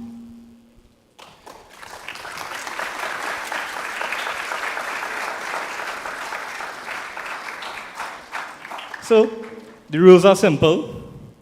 In turn, we'll start with the juniors of the rationals, then we'll go to the juniors of the real, the intermediate of the rationals, intermediate of real, senior of rationals, senior of real. And then we'll swap for the second round. So it's a 2-round competition. If there's a tie at the end of the round, we'll have a bonus round, which I guess I will explain just now. So the point system is this. If you answer a question correctly, 10 points. If you don't answer it correctly, the opposing person in your category could steal, for a correct answer, 5 points. And in the end, the team with most points, wins.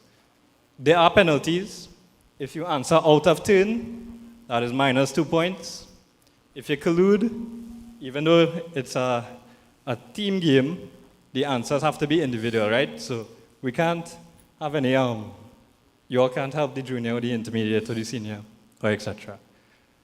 And please, audience, these guys, they work very hard to reach here.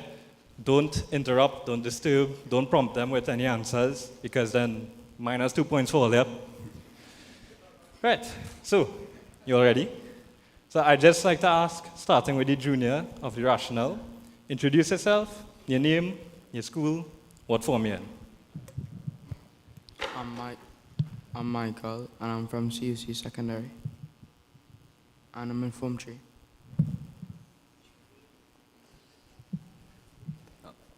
My name is Brandon. I'm from Ivy High School, and I'm in Form 5. And my name is Reginald. I attend Naparima College, and I'm in Lower 6. My name is Omari. I attend Naparima College, and I'm in Form 3. I'm Amara. I'm from Irie High School, and I'm in Form 4. Hi, my name is Shazira Ali, and I attend Parvati Girls Hindu College, and I'm in Lower 6. Okay, thank you, everyone. So, audience, you guys will be able to see the questions up here on the screen. The participants, they'll be looking at the screen. All ready? Nice. Adriana? Okay, so for round 1, this first question. One last thing I forgot to mention. If a question is answered correctly, the sound you will hear is. And if the answer is incorrect, you will hear. Okay. So the first question in the first round is directed to the junior. The topic is consumer arithmetic. So, to Michael of the rationals, the price of a dress.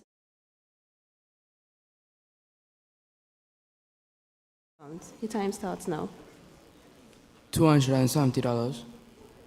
Okay. So the answer is correct, $270. So Michael gets 10 points.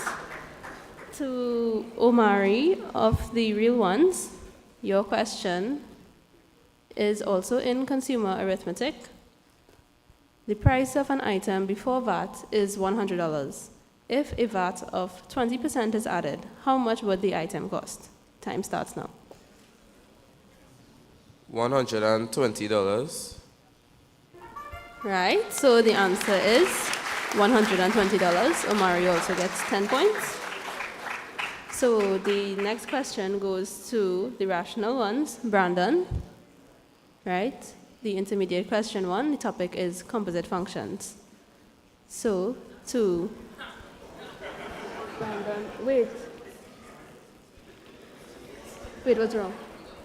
Okay, given f of x is 3x minus 1 and g of x is 4x plus 5, what is g of f of x?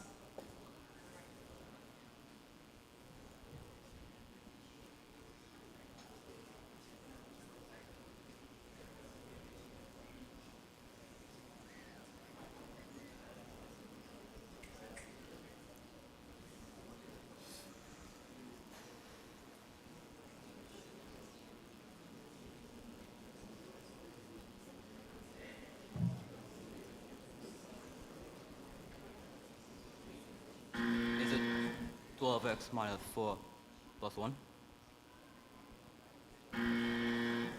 Okay, so the question goes to Amara of the real... No. It goes to Amara of the Real Ones, yes? Same question.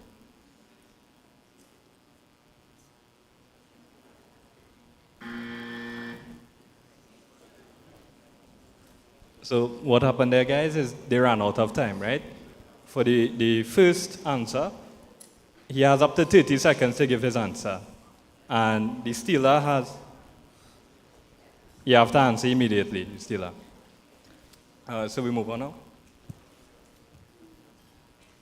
Right, so the answer would have been 12x plus 1. I guess and some of the audience members got it. Okay, so the next question goes to Amara, right? The same topic, composite functions. So her question is, given f of x is 2x minus 3 and g of x is 3x plus 1 over 2, find f of g of 3.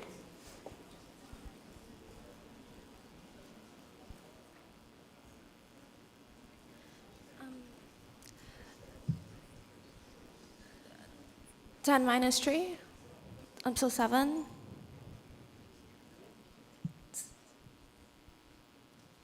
Could you repeat the answer, please? 7. Amara gets 10 points.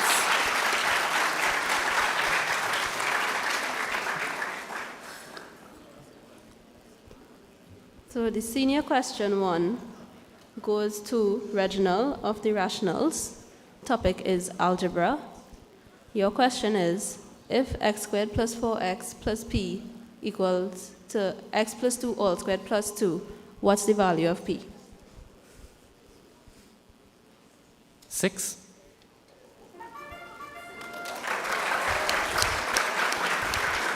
Right, the answer is 6. Senior question 2. The topic is algebra again. This question goes to Shazira. Her question is, let alpha and beta be the roots of the equation 2x squared plus 8x plus 6. Calculate alpha plus beta.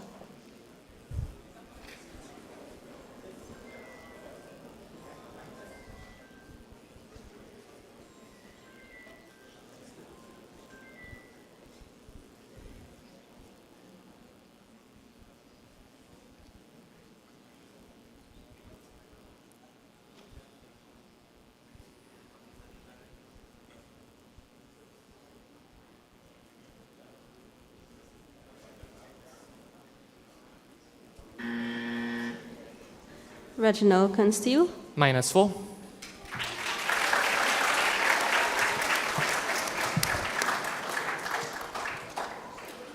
Okay, so that concludes round 1.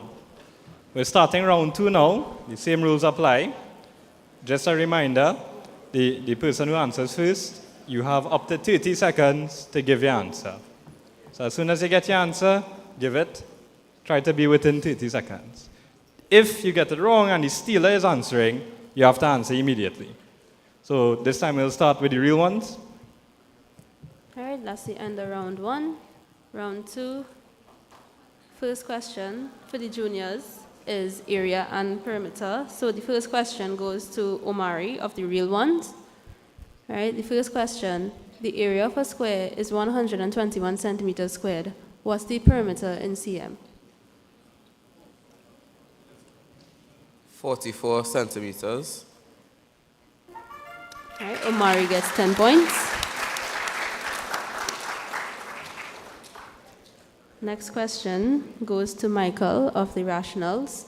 Same topic, area and perimeter. Your question is, if the length of one side of a cube is 3 cm, what's the surface area of the cube in cm squared?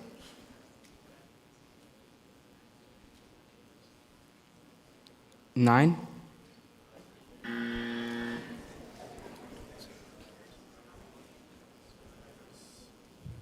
Omari?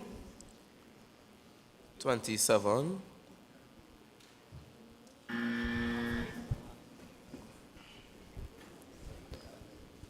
All right, so the correct answer would have been 54. So the next question, this is for the intermediate.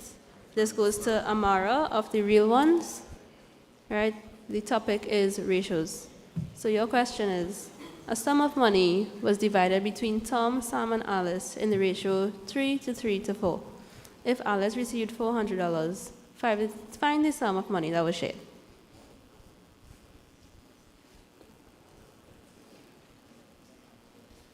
$1,000. All right, the answer is $1,000. Next question goes to Brandon. Right, same topic of ratios. Your question is, the sum of $2,000 is divided among David, Peter, and John in the ratio 1 to 3 to 4. How much did Peter receive?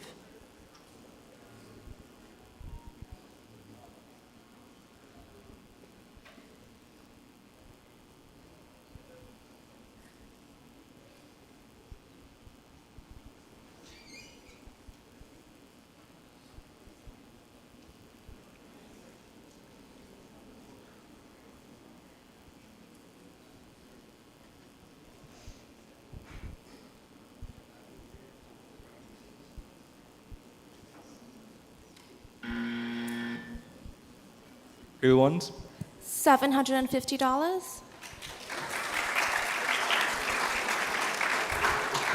All right, that's the answer. So the senior question 1, topic is coordinate geometry. First question goes to Shazira. All right, your question is, well, find the equation of the circle given below.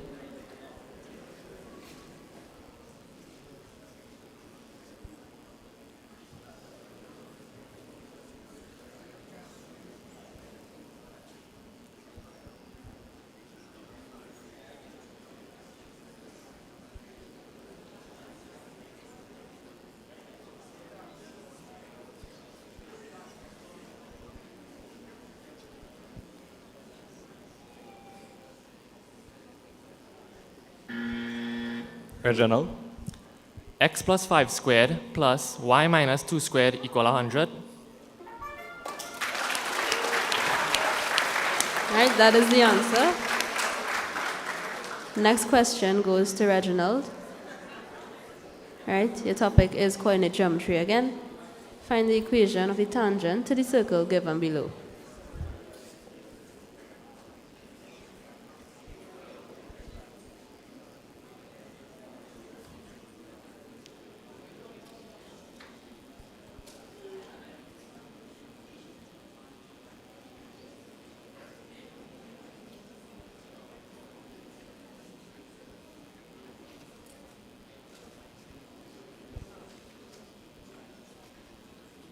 Y equal minus 5x plus 10.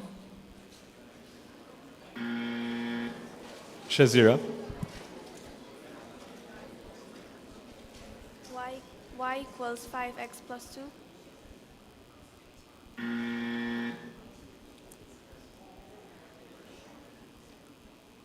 The correct answer was y is a fifth x minus 2/5. Okay, so that concludes round 2. We await the tally.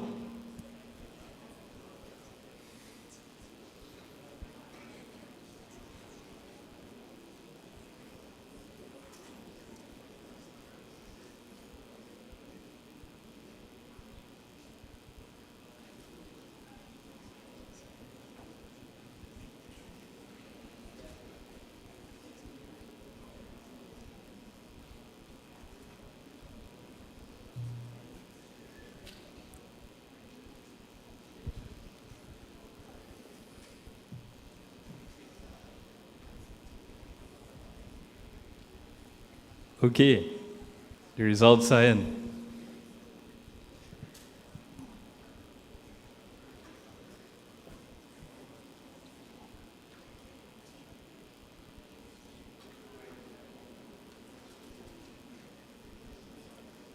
And the winner of the 2025 UWI Math Fair Math Feud is, drumroll please, audience, the real ones.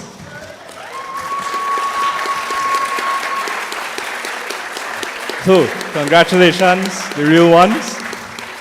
The real ones scored 45 points, and the rationals, they scored 30 points.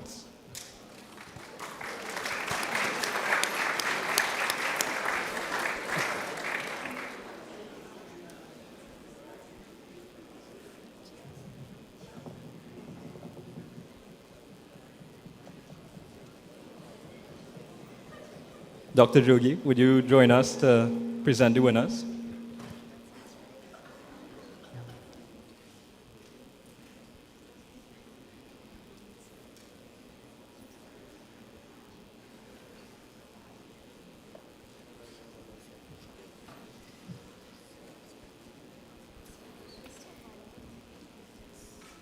So, the members of the real ones, please come up.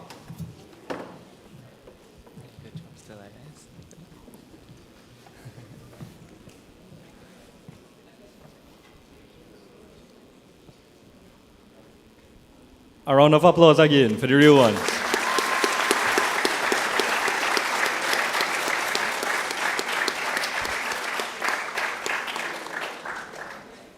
Pose for your picture. By the way, guys, this is just a trophy for on the day each one of you all will get your trophies. We'll mail it to the schools. Okay, you all can have your seats.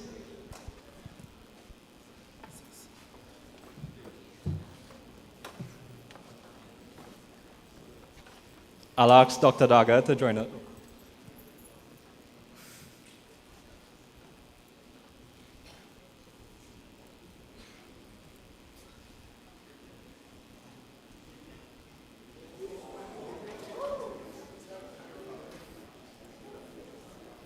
I'd like to ask Ms. Sarah Rodel-Truhan to join us on stage to present our second place at the Math Feud and to say some words on behalf of CICB. So the rational thinkers, could you? A round of applause.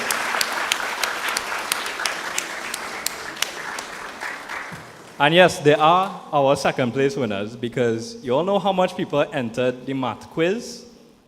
More than 300 people. So, congrats, guys.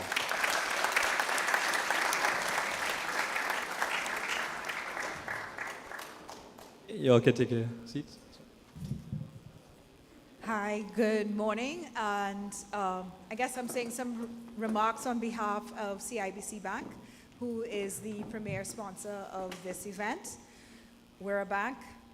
Math makes sense. You got to count money. We really want to encourage the youth to participate in math. I started my career as a geologist, and I needed math. Then I switched to corporate training, and I needed math. I needed math in geomodeling. I needed math to be able to run the training center effectively.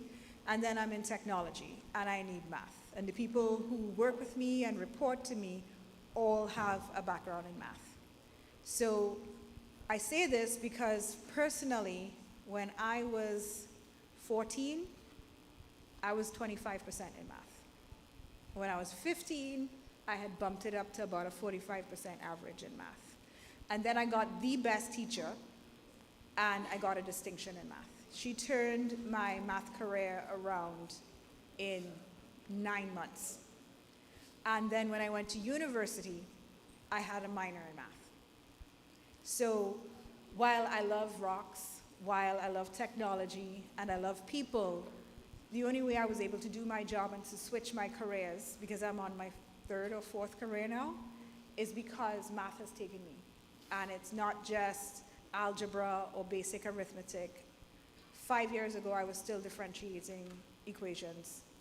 And understanding math and understanding logic is how I'm able to figure out problems.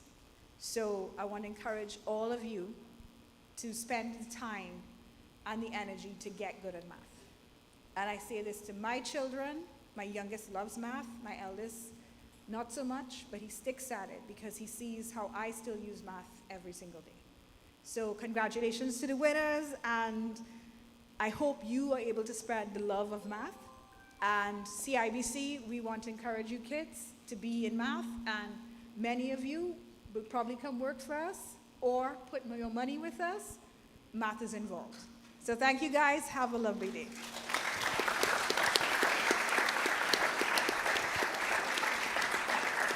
Thank you, Ms. Sarah. So at this point, if any parents or friends are in the audience and they'd like to take a picture with the 2 winning teams here, you all are invited to come on stage and take some pictures. And after that, we will have a talk by Dr. Jogi.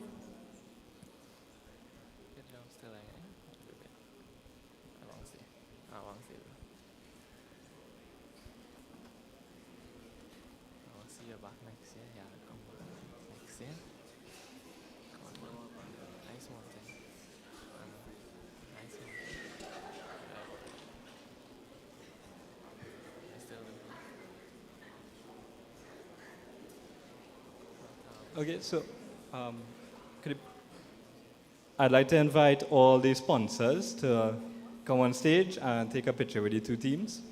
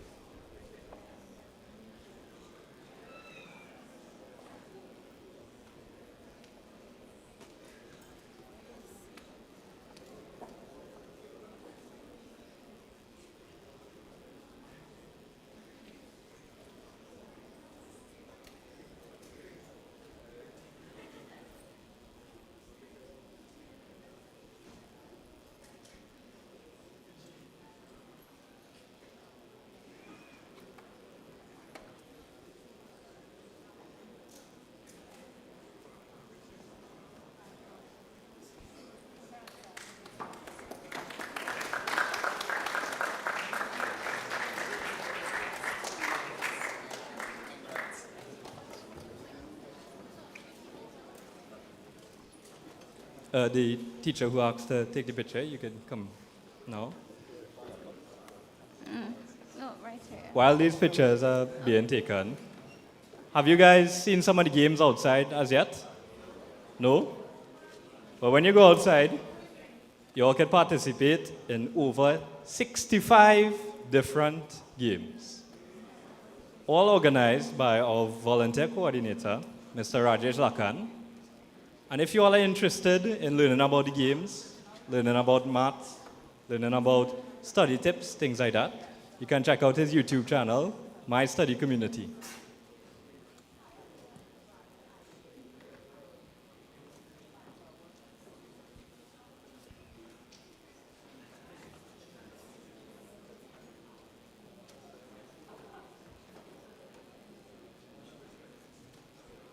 Okay, thank you to the rational thinkers and the real ones. I'd now like to hand you over to Dr. Dale Jogi.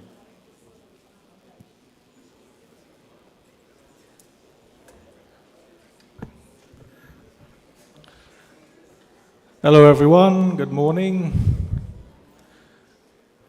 Thank you for having me. Thank you for being here. So, the theme, of course, is the math quest. And we have to discover and explore.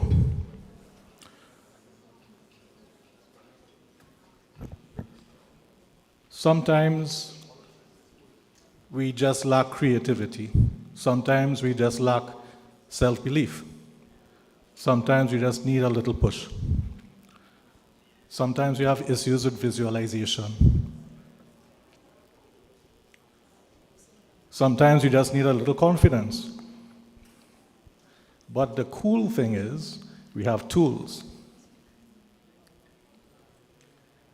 We have technological tools. One of these tools is free. It's called Geogebra. I'm sure you guys have your data, and all you have to do is to type geogebra.org. Sometimes we have issues with our SBAs. How do we do diagrams? CXC is not going to accept pen and paper. They want professionalism. They want logic. They want creativity. They want savvy. But we have the tools. And this tool is free. GeoGebra software. How can we use it to visualize and solve mathematical problems? So let's go on a mathematical quest. As I alluded to, GeoGebra is a free online mathematics software. Has many capabilities: algebra, geometry, graphing, spreadsheet, statistics and calculus capabilities. Has an easy-to-use interface. That's the website. Once you have your data, you could just type it in, and you could start your quest. This is what you would encounter on the home page. You'll see several suites: calculator, graphing, scientific, etc. Scientific, you could literally type 1 + 1, you get 2. So I know you guys have your devices at school all the time. Instead of TikToking, we'll be GeoGebraing. Oh, miss, I forgot my calculator. I can't participate. No, you have your data. And you have geogebra.org. So these are just a few features of the suite.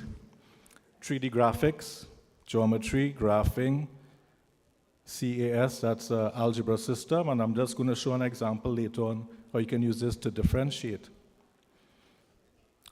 That'll be useful for the ADMATs and the sixth formers. And then there's probabilistic calculators as well. Now, I'm not saying, I am not naive. I'm not saying that you're not going to use your pen and paper. Certainly, we need these attributes, these cognitive abilities. But we're not saying that you cannot use this as a tool to double check, or sometimes to visualize, or to have some inspiration. Let's say you're doing an SB and you're a group of 5. You don't know where to start. Where do you go? geogebra.org. So I say, let me start with a simple form 2/3 example. Boring. Solve a pair of simultaneous equations. All right, linear. So you could use substitution. You could have probably multiplied equation 1 by 2. You could double it and subtract, what have you. So go through it quickly, and you'll verify that the solution is x is 3 and y is not. I'll give you 5 seconds to do that.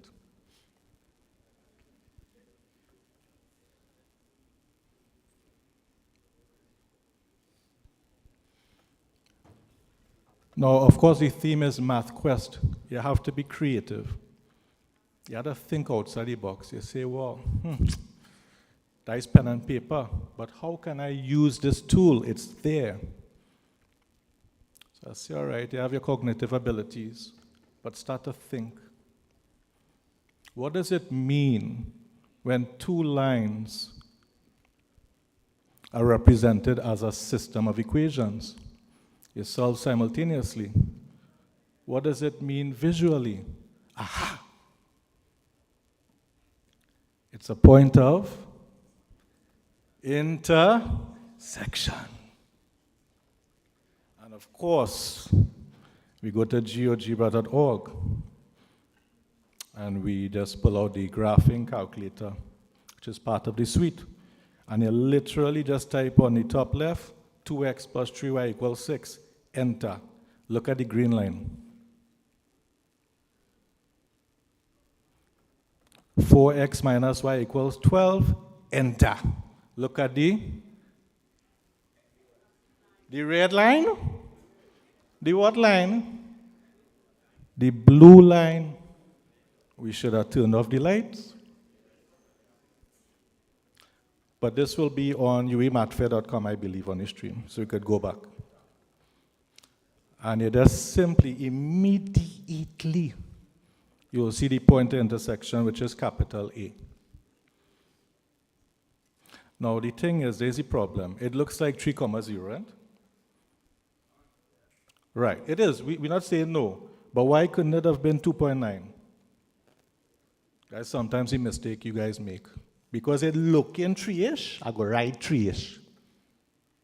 So we really need to, a 6-letter V word, verify. So we know we are a little lazy, but we're not that lazy. So what we could do is, we want to get a counter now. Say, aha, what is the location? Not just pure semantics. What is the de facto location of capital A? So you say capital A equals intersect, and it's a repository of instructions. As you type I, boom, it comes up. You just press enter, brackets. There are 2 labels. These are called handles.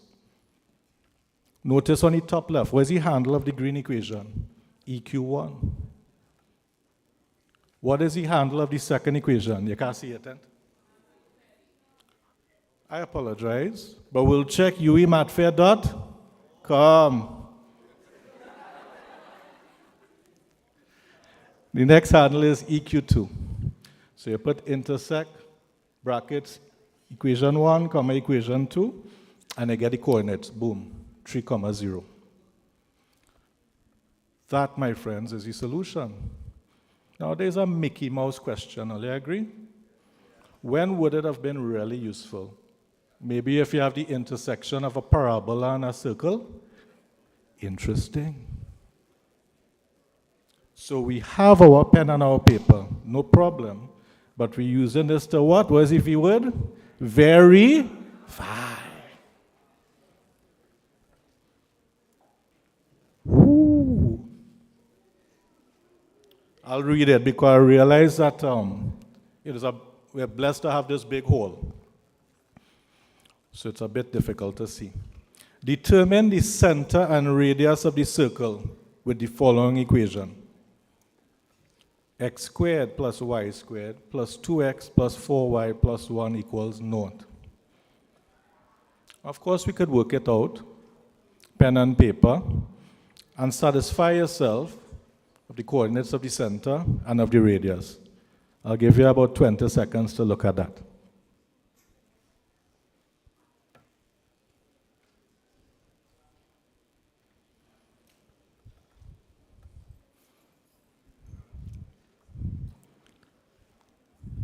Are you satisfied? Right, so we have the general form. Right, we don't have to go through the semantics. But we could see that 2F, we could compare to the number 2, 2G, the number 4, and we get our F and G. And then we get the center, negative F, comma, negative G, no problem. And then we get our radius. Cool length, but who feeling a little overwhelmed? They get a thumbs up or a thumbs down? Thumbs to the side? Neutral? Of course, we have Geogebra.org. Wow. Impressive and free. Not the data, but we're utilizing our data constructively. Now, all you have to do is to go onto Geogebra and literally type the equation. Right, now to get the 2, anybody can tell me how you get the 2? Right, on the keyboard above the number 6 is a caret. I believe in French they call it circumflex. Yeah, so you just press Shift 6 and press 2 and you get x squared and so forth. It's very simple. Very easy text input. You type the equation, immediately anybody could tell me the center.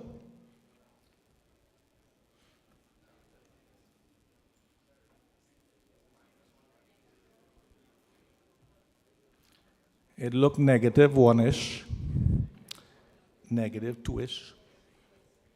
What about the radius?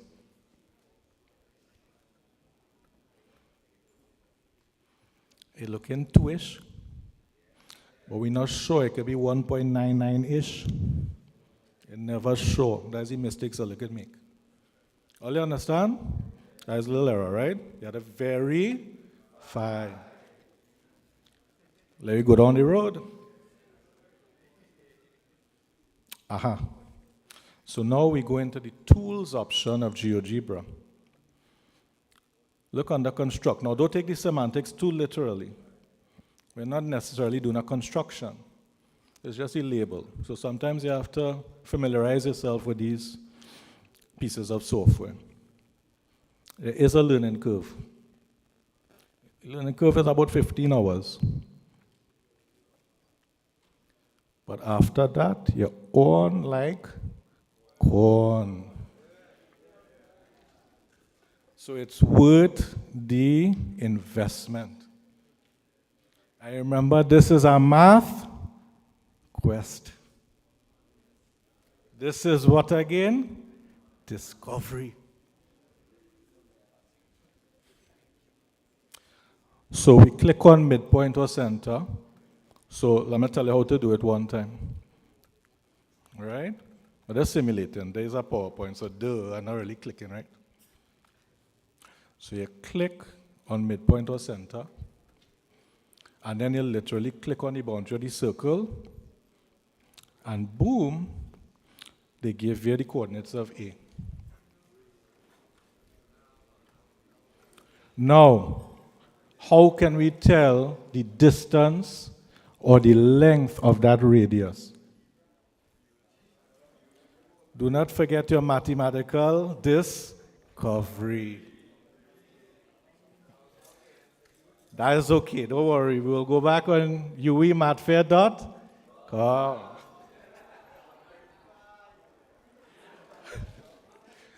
So there were two parts to the question.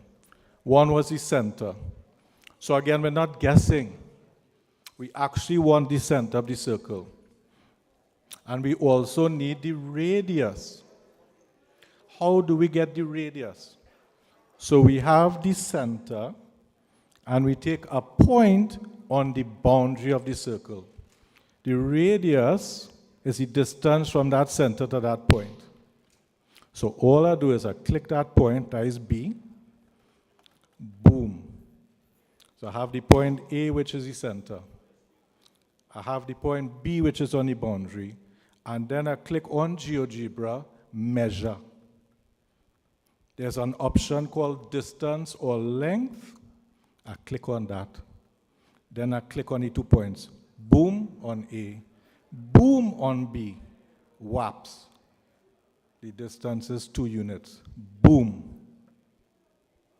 Remember, what we're doing is verifying. Because you remember, could I really be 1.99? We're not sure. And everything in mathematics is about accuracy and reducing your error. Now, what were the coordinates of A? So all you have to do now is click on that A. And then you'll get options. On the options now, you can go to basic and you'll see show label. We've clicked on A. It will give the attributes of A. It will say the name, that is A, and the value. The value is the location of the coordinates. Boom. That is the coordinates of the center, and the length AB is 2 units. That is the radius. Very simple. So let me go down the road. Now there's a CXE question from January 2018. It's kind of a precursor to linear programming. Not really, because it was just a section 1 question, so it doesn't actually go into the pure optimization. But certainly there's graphical work. So it gives you 2 straight lines, x plus y is 10, and y equals x. And then it tells you shade 4 inequalities. X greater equal to 0, y greater equal to 0, x plus y less equal to 10, and x greater equal to y. This could take some time. But of course, we have our software. No problem. So we go into Geogebra and we go on to the top left. You type x plus y equals 10. Boom, the line appears. Split second. Then you type y equal x. Boom, second line. Very simple. Now we go down the road. We want to get our regions. Ooh. First one, x greater equal to 0. Now let's see what happened there. That is the purple region.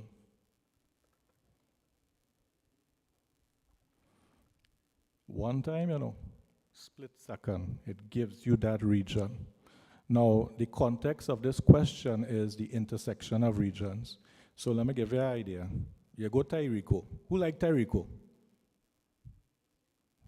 You get trapped in 4 currents. 4 currents. Where's the worst place to be? The intersection of how much currents? All. Yes? So that's where you want to the solution here. You want a mixture of 4 colors. And wherever the 4 colors mix, that is the solution set there. That is the intersection of all the inequalities. So there's the first one, that is purple. That is x greater equal to 0. If you contextualize, that is a half to the right. Come down the road now. Y greater equal to 0. There's a half upwards. All positive y's. So you can see the intersection now is a mixture of the red and the blue. So you see there's a quadrant.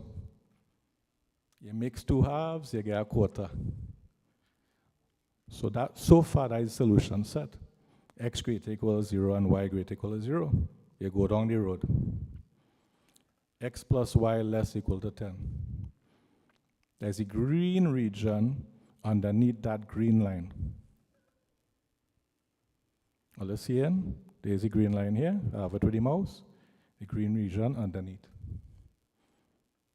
So far, the region we have is a right angle triangle.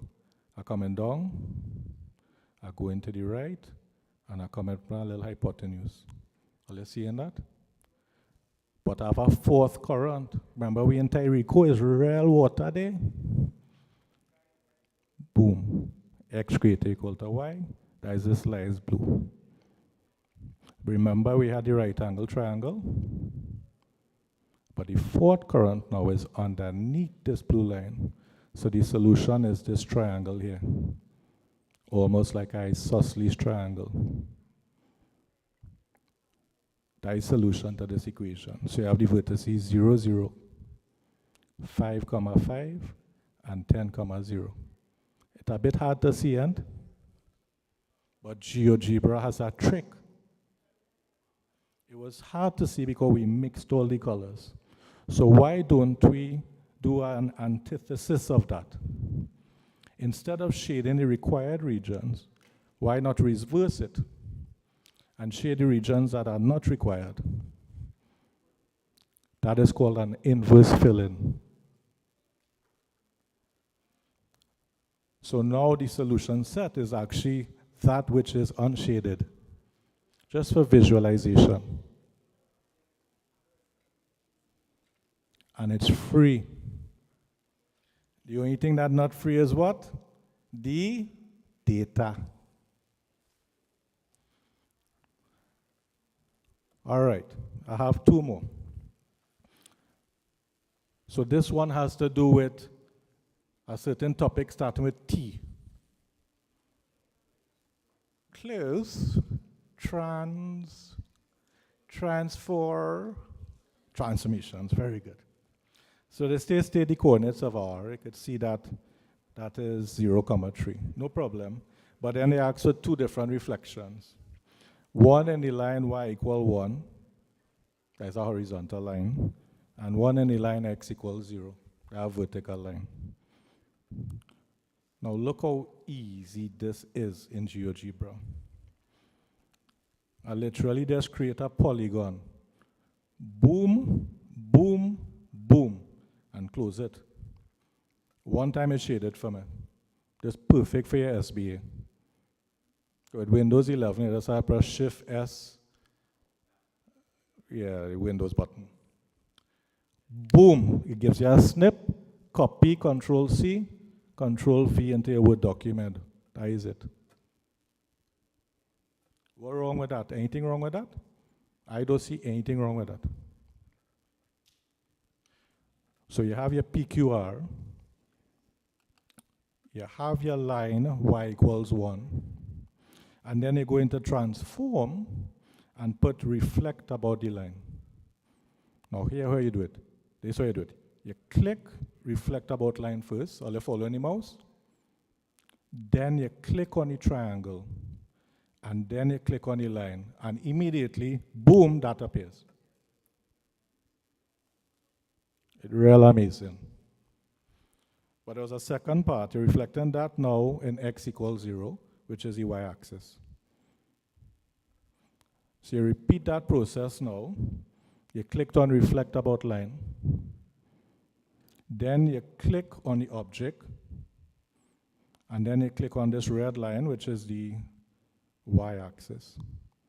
And boom, there is a solution to your answer. Now we're using this to verify. Cool, huh? Wow. So I'll go and close off just now. This is just the tip of the iceberg, guys. And remember, this is a math quest, discovery. Right? When you invest the time, you will get the results. So I just want to show application calculus, very simple. So this uses the CAS, which is the algebraic system. So we're facilitating calculus through a derivative. Look how easy. You click on the calculator suite. You click on the drill down menu. You'll see these 5 options. You click on CAS, CS. Boom, this comes. It looks just like the other interfaces. but the engine is slightly different. It has its own repository. So I'll put f brackets x, just like this, equals x squared plus 3x plus 2. And it immediately plots it for me. Yeah? And all I have to do is press, so this becomes an object. I take that object now, so I take f. What the prime means, the prime actually means what? dy dx. So I just press f prime x, boom, it differentiates for me. Now, no problem, I want to get the turning point. The turning point is the point for which dy dx equals 0.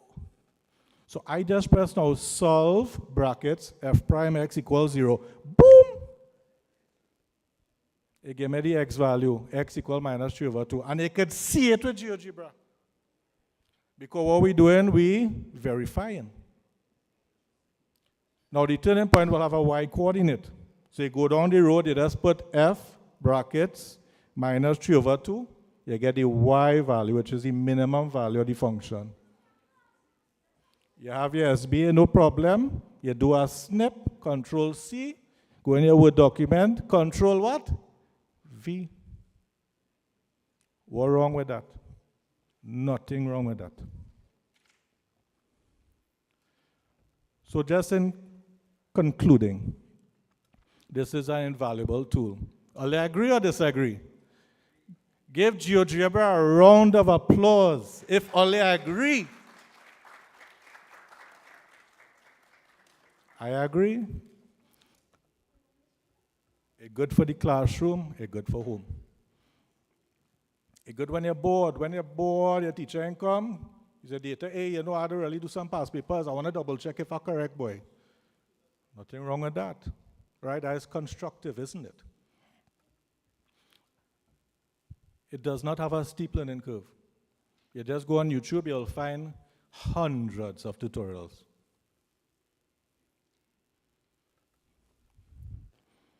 And it will assist your understanding of abstract concepts. Well, let me explain the 3 domains of learning. It's a holy trinity. You have affective, how you feel. You have psychomotor, like kinesthetic. And then you have cognitive, like the brain. To spark maximal learning, you want to use all 3, don't you? So this, of course, you'll have the visualization. And when all you see the nice colors, and all you feel okay, it's so good, real cool. Affective. And all that going into the cognitive functionality, because you're studying too with a book. You'll always get A. So you could use as a calculator, numeric and symbolic. What symbolic mean? dy dx. Numeric means 1 plus 1. You could use it for geometry, calculus, probability, and statistics. And the examples here are introductory, my friends. It has tremendous capabilities. This is a math quest, and I want you to explore. Thank you so much.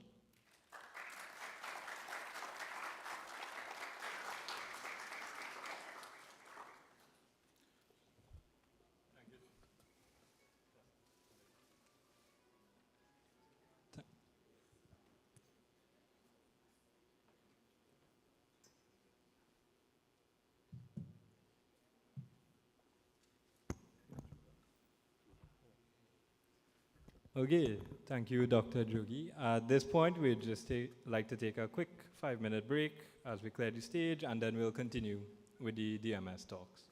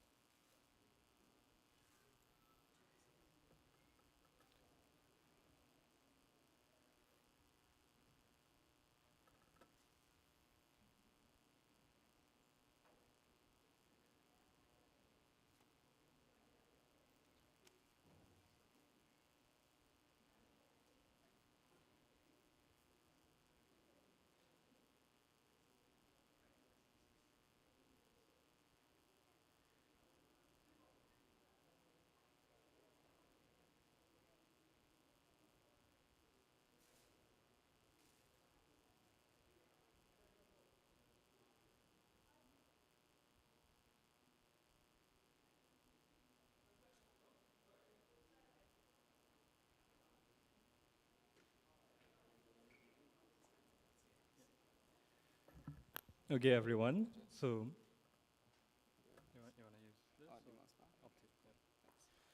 okay, everyone. So, closing off our DMS Real Talk, we have Mr. Jordan Medina, and he's a data scientist at CICB. Please welcome Mr. Sorry. Yeah, CIBC. Please welcome Mr. Jordan Medina.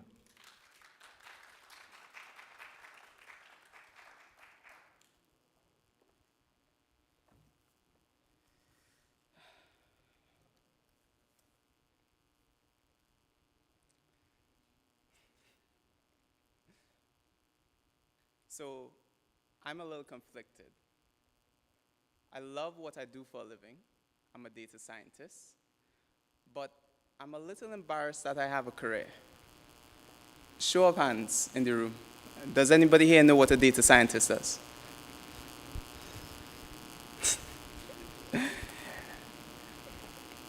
Well, to put it frankly, I think it's probably one of the coolest careers you could ever have. It's a lot of math, it's a lot of statistics, but for me, it's so rewarding. As a data scientist, you mainly concern yourself with modeling things in different populations and different scenarios. So you mainly focus on analysis, right? You might want to figure out what type of people in Trinidad like to take comprehensive insurance on the vehicles over third party.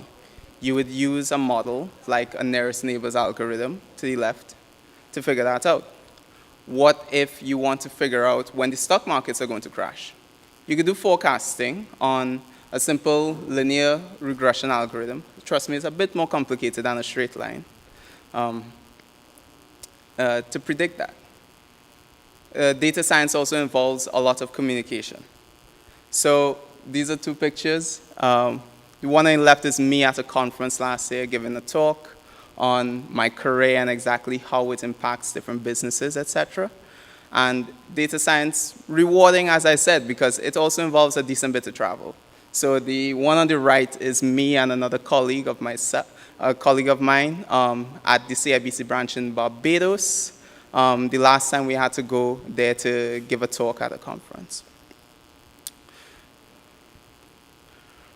So, at the heart of data science is problem solving and critical thinking, which is why I'm embarrassed, because in my day-to-day, I talk to CEOs and companies and students and lay people like yourself about what it means to think critically about the world around you.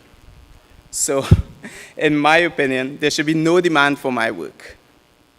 But the fact of the matter is there is a demand for my work, which means that there's an opportunity. It means that critical thinking and problem solving are not yet standard in some organizations, even though they should be, and we know that. When I was approached a couple days ago to talk about my career, I was stuck for some time, thinking about what to talk about, how to approach this. But then I had this thought, so I'm going to try it out. Nothing special, but just humor me a bit. So I'm going to ask you a question. What is the most commonly spoken language in the world?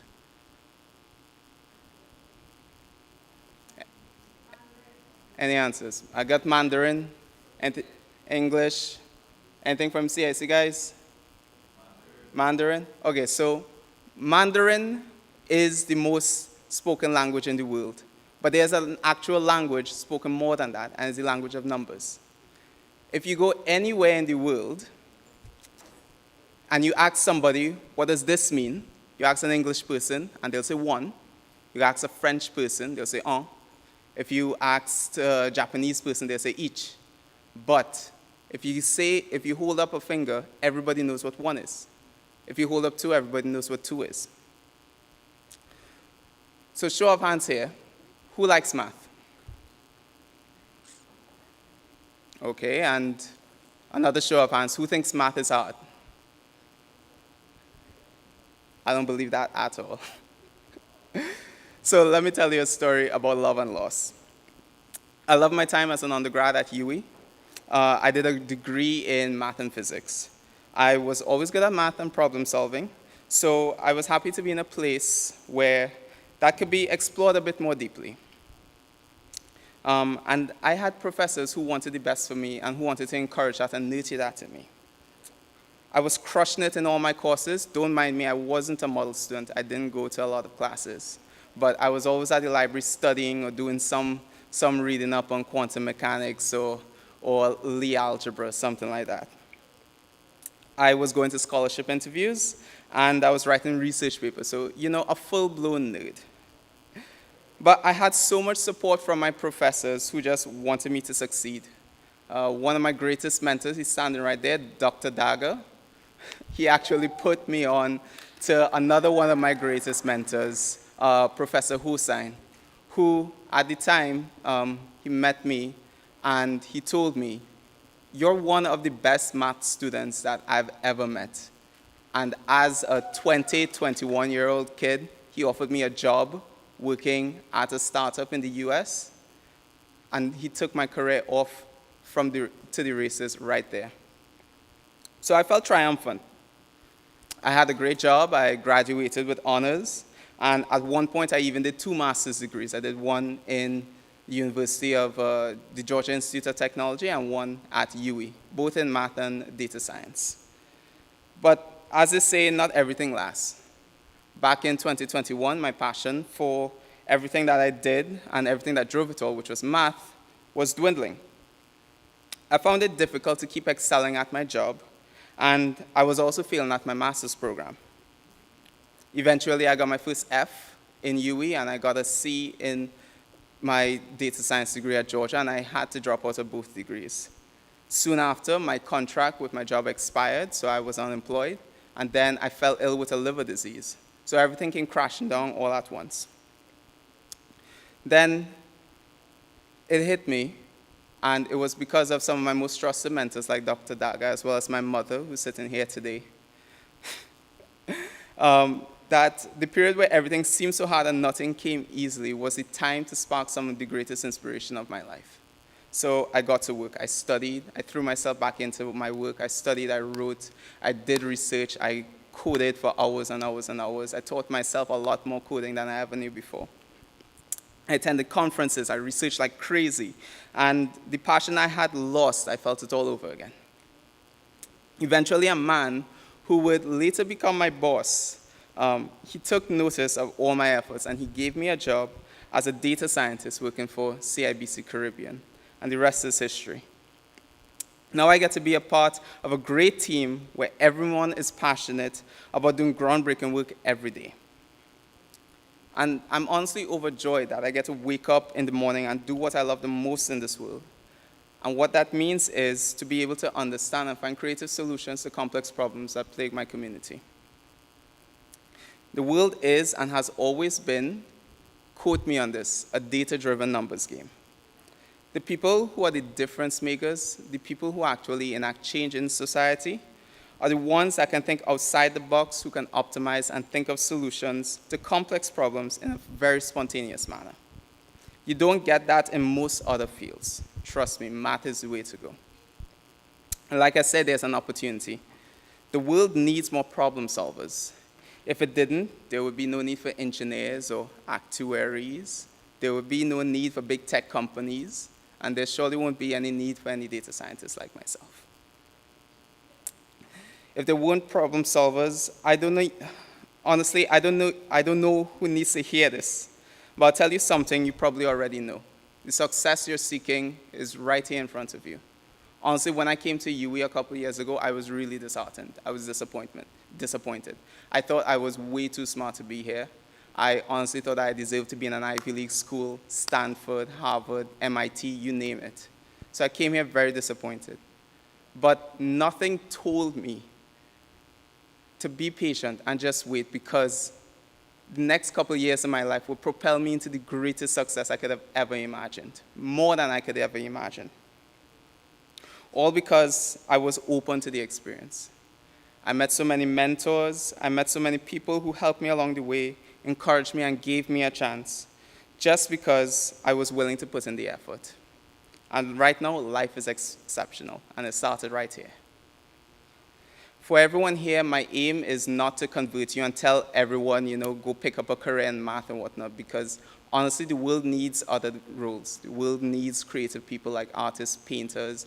The world needs politicians and geologists.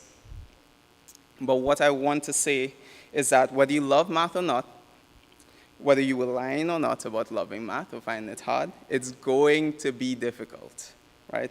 There isn't anything I could say that will make math any less difficult. If you ever look up the proof for 1 + 1 = 2, it is about 100 and something pages. And it's something so simple. It's a very hard field. But I can assure you that if you give it your all, if you're ambitious, the right people will take notice. And someone will give you a chance. What I've realized is that people want to believe in other people. People want to believe in something. It's why you see random guys being 20, 21 getting opportunities to work in startups in the United States. I was only given that chance because I persevered in a field that so many people take for granted. And a lot of people just wanted to believe in me. The same goes for all of you all here today. Give your parents, your mentors, your teachers, your siblings, your spouses, and your peers something to believe in. Believe in studying math and the ways that it can transform all of our lives. Thank you.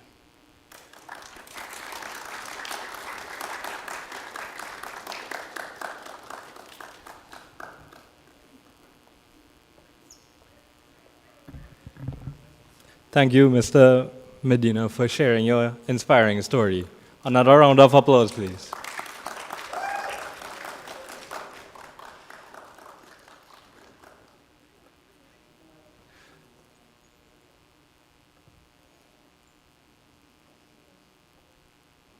Okay, so at this point, we'd like to close off the events that are happening here at the Engineering Theatre. Of course, the Math Fair is still running until about 2 or 3 p.m., so if your school is staying for the full time, you are welcome to attend some of the other spots. For those of you on the live stream, you can tune in, and we will begin the DMS Real Talks on the live stream. So to all the audience members, thank you for coming out, and enjoy the rest of the 2025 UWI Math Fair.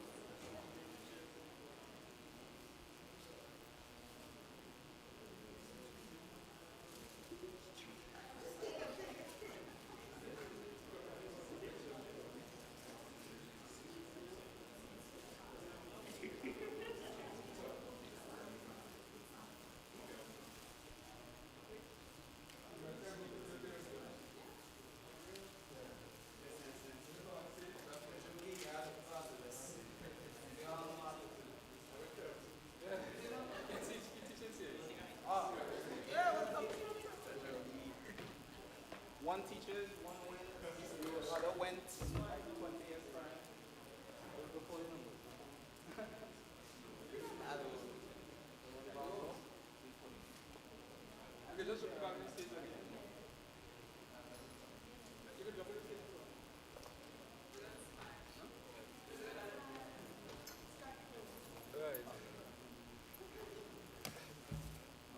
So you switch it around?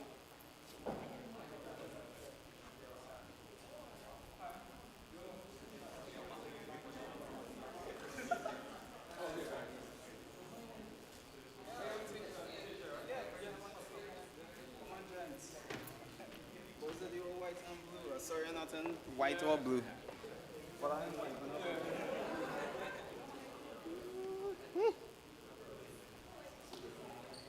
Very tall one. Yeah, he grew up real soon. Yeah. Go on, go on, go on, go on, go on, go on.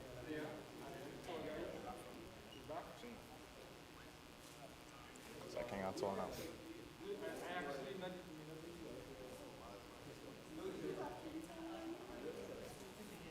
No,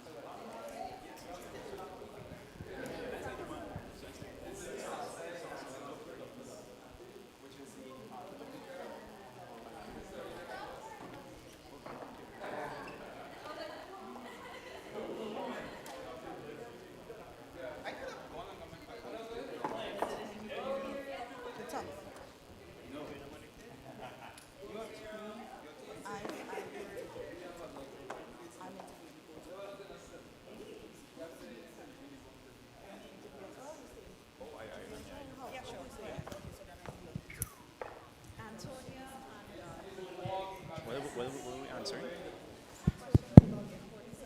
Hola, ¿cómo estás?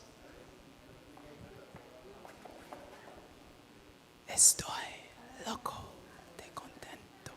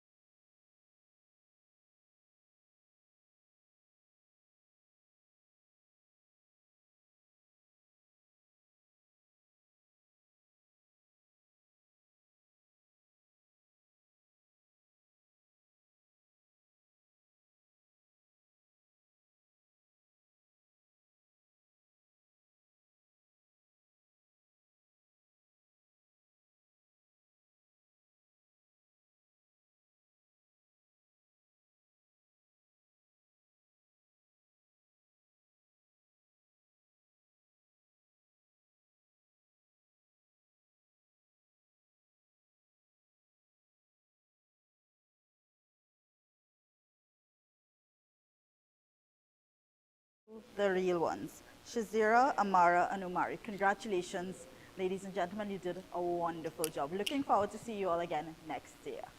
We also say thank you to Mr. Dale Jogi, as well as Mr. Jodhan Medina, who did some real talk, literally real talks about their life, their experiences from academia straight to their jobs. So we say thank you to both of them for sharing their knowledge and their expertise with us.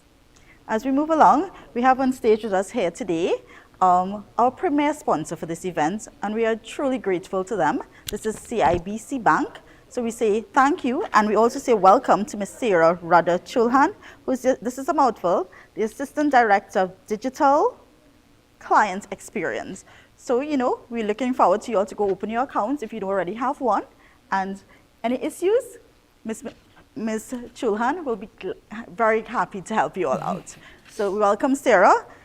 Along with Sarah, we have Antonio, and we had our Real Talk speaker here, Jodhan as well.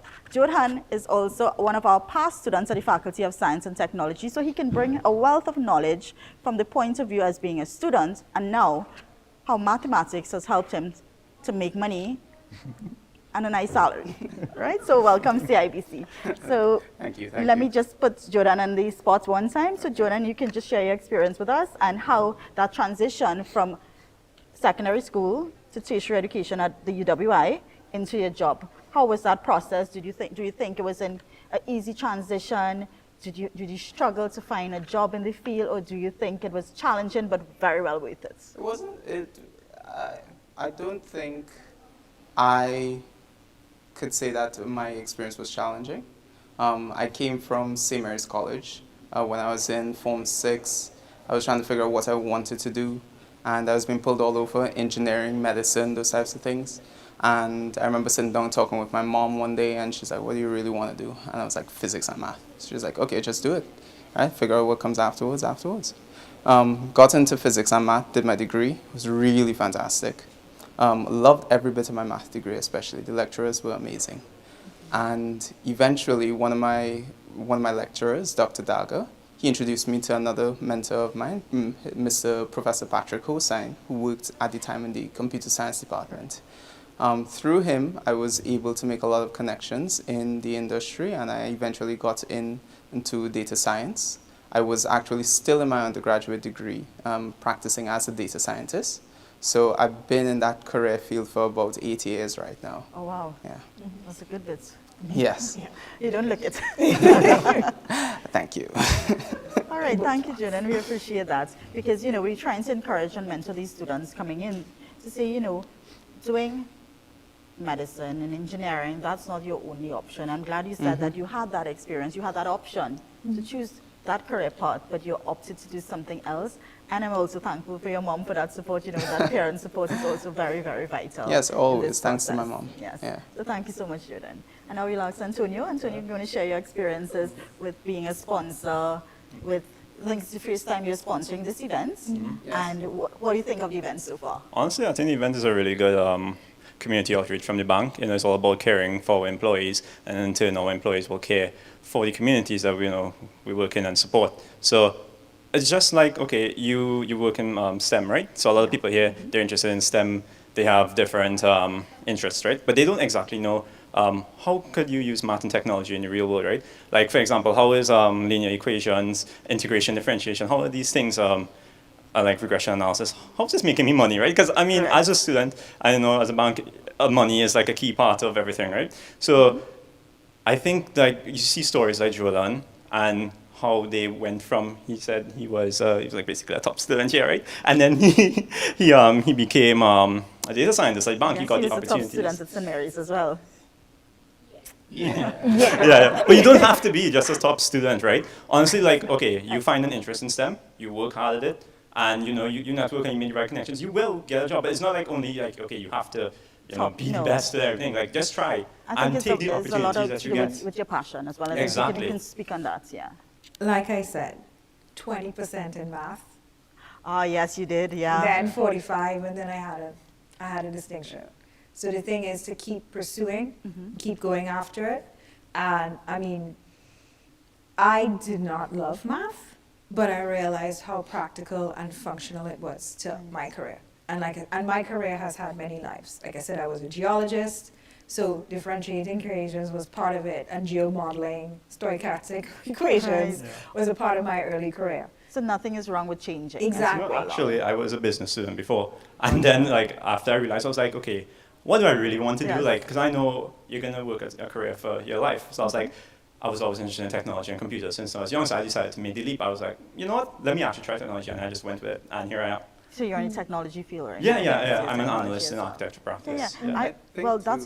Sorry, just one thing to add. I think technology and STEM as a field, it's a meritocracy rather than a I don't know what the word is, a degreeocracy. You could walk up to a lot of companies. Yeah, you could walk up to a lot of companies, big tech firms or whatnot. And like I said, I started my career before I even had a degree. I was in my third year, and I was starting my third year at UWI, and I got a job as a data scientist. Really and truly, it's people want to see effort, and people want to see what you're capable of and what you can do.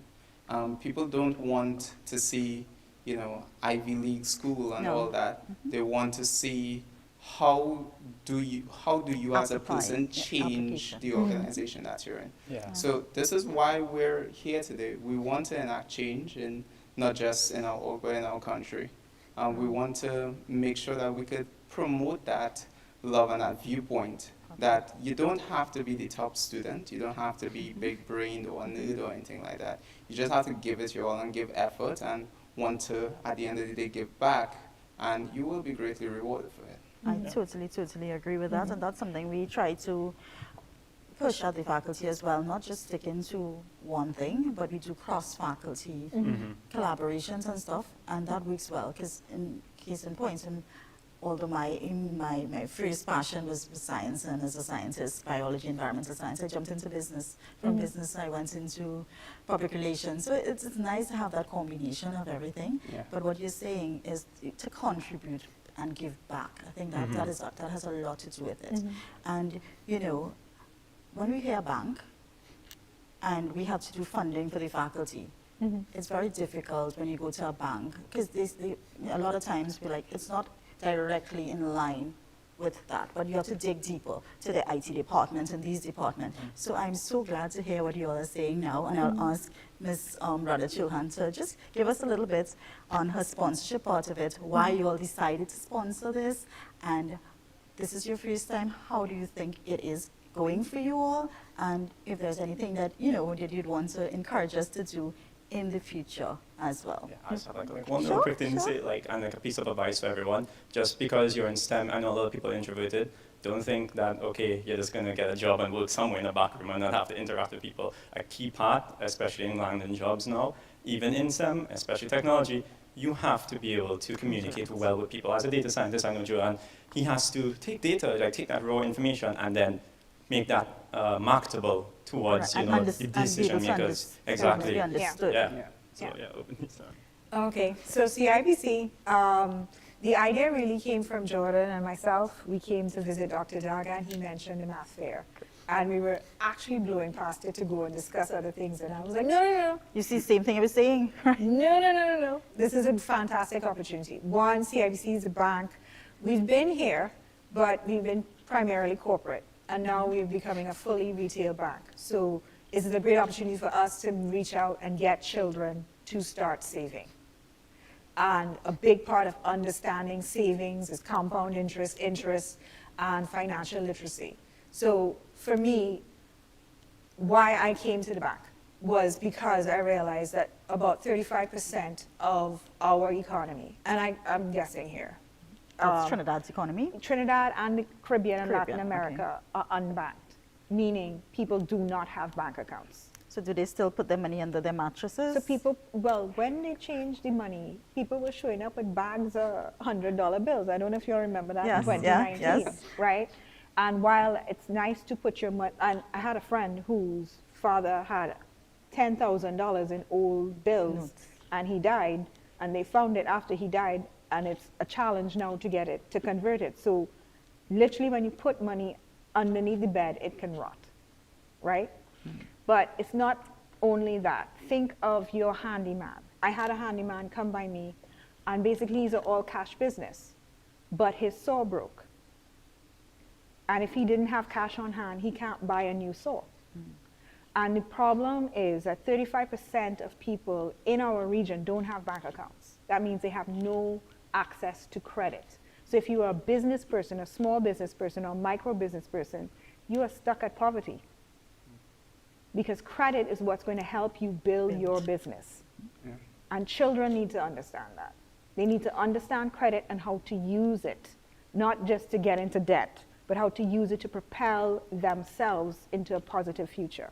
And that is important for us here at CIBC. I think, and to just go a little further from there, because we're a science faculty, a couple of years ago we were delving, because my background is both science and business, I saw the need to teach the scientists a bit of business. Because there are a lot of ideas, there are a lot of projects that we have, and sometimes when you finish doing your masters, you have a lovely project, but you can't put it into action. And you need, and that simple thing as financial literacy and how to do a profit and loss statement. So those are things that we're trying to incorporate, and we would love to work with you all, you know, if we can build programs and build stuff in that aspect as well. In fact, one of the things that we had kids do is participate and build your own digital app. We're trying to get feedback to understand what are their financial needs, what are their interests, and how can we help?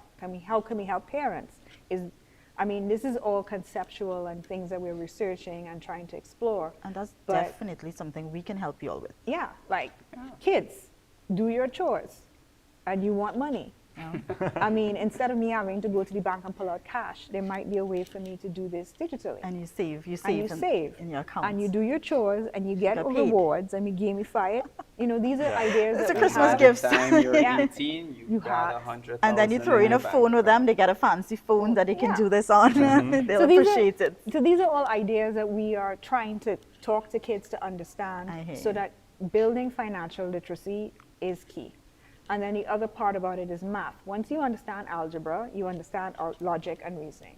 I can't build a digital app without him, right? Because he helps me figure out, is there a market for this idea? Gotcha. How many people want this idea, right? And without our data scientists, we don't even know if I put out feature X, how many people use it, how many people are using it effectively. These are the things that we need to report and understand, so we keep building things for our customers, so they keep coming back to us and staying with us as a bank. So math is key. Math, and as I said, my career didn't start off in the bank. I even left science for a while completely, but math stayed with me because it's a foundation for everything else. It's a building block. It's a building block. So you don't have to be star math boy. No. You don't have to have a master's in math or minor in math or anything like that. You just need to understand math and numbers. Gotcha. And it helps you figure out things, helps you make decisions. Gotcha. And it's always very, very heartwarming, as you explained. The entirety, it takes many parts. Yeah. And it's just not one person we need in one area. We need all these areas. And a leader and a great boss knows how to put these things together. So I would like to say thank you so much to you, Sarah, Jordan, and Antonio. But, it has been a pleasure to have you on board, and we do look forward to having you again in the future. You want to give us a few closing words? No. Thank you guys, this was awesome. And we do plan to probably try to do some innovation talks so we could give back and continue to build community outreach from the technology side and also from the branch side. And for those of you, you could sign up and get CIBC accounts at the branch, or you could go chat with our representatives out front. Loans, credit cards, your carnival loan, whatever you need, we're here to help you, and we are the ones that help build the What's digital banking app. CIBC's slogan? Yeah, say that. Making our Clients' ambitions real. Yeah. Okay, yeah. so CIBC, making clients' ambitions real. Yes. Thank you all again. Thank you so much. Thank you guys. Bye.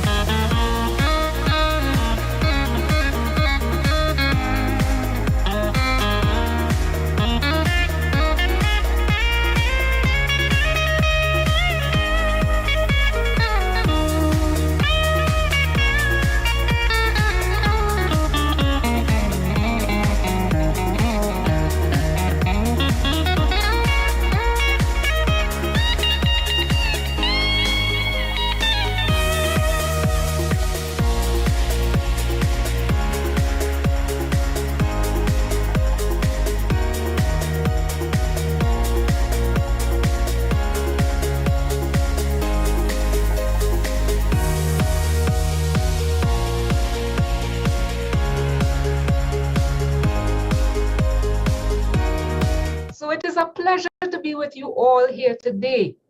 And I was very excited when I was asked to share with you a few experiences about mathematics and its applications because I am an applied mathematician. So applying mathematics is what I do. And one of the things that I think very important is that we start to think right from a young age, how can mathematics affect my life? What is mathematics good for? These are some of the questions that I hope to answer, starting in a very simple way, and then I want to apply it to other things, like the sciences that we offer at the University of the West Indies, to give you an idea of what mathematics, what you can do with it. So why should I study mathematics? What do people do with degree in mathematics? So this is what I want to talk about. Can I make a decent living? And that's something that is a very practical question. It's an important one. How is it of benefit to me? And suppose I was to choose a major or minor in mathematics, can I pair it with something else? And these are the things that I want to talk about. Why do I even need math? Well, I claim that in our day-to-day living, I need maths. You know, when I go to the grocery with a limited amount of money, mathematics comes in very handy. Taking a bank loan, it is very important because we get bombarded by all these advertisements. This is a better package, take this loan deal. Well, if I know mathematics, I can check and I can see if the interest rate that they're telling me really is of interest to me. Deciding how and when to pay off my credit card bill, that is something that as you get older becomes very important because sometimes you can't pay it all off at once. But you need to be able to check and see how much are they going to be taking in interest from me if I don't pay it off. Making smart investments, deciding how, deciding when, and deciding where to put the little bit of money that I might have. That is important and an important application of mathematics for daily living. Another thing, mathematics in sports. I know a lot of the young men out there like sports. Do you know that if you decide, and I was asked to share with you a few experiences about mathematics and its applications because I am an applied mathematician. So applying mathematics is what I do.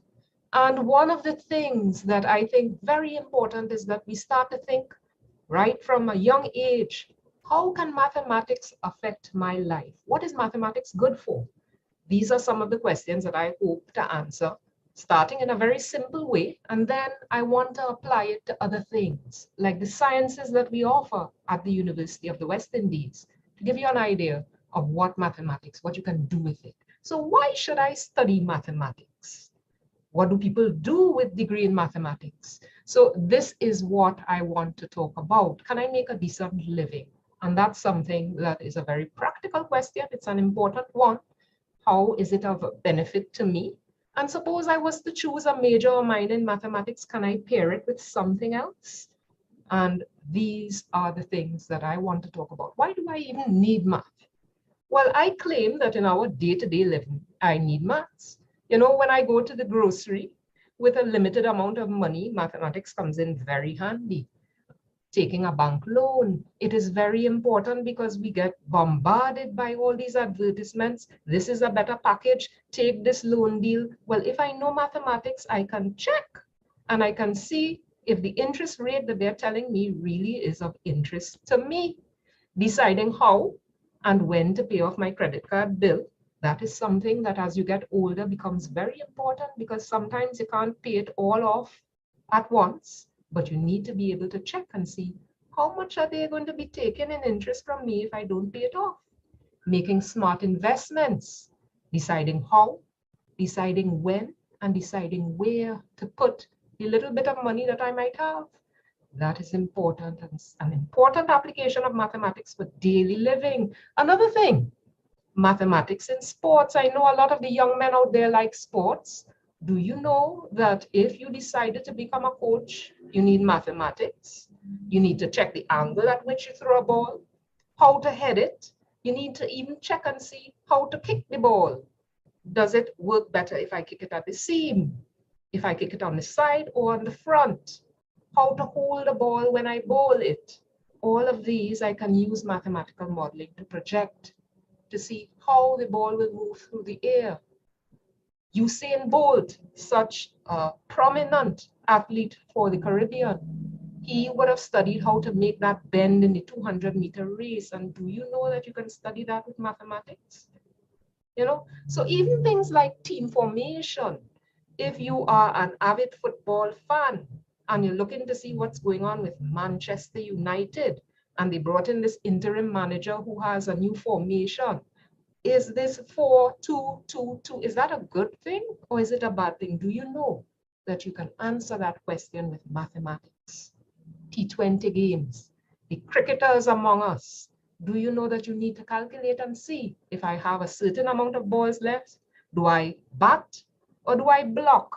This is a very important and it's a mathematical question. Home decoration, for the enthusiasts out there that like to decorate, well, you need to know maths to know how much carpet to purchase if I need to carpet a room, or even to figure out how much paint to buy if I need to paint. You know, sometimes we bring in workmen to our house later as you get older and you have a job to do, you need to check because these workmen tend to give inflated budgets and we need to see if it is realistic.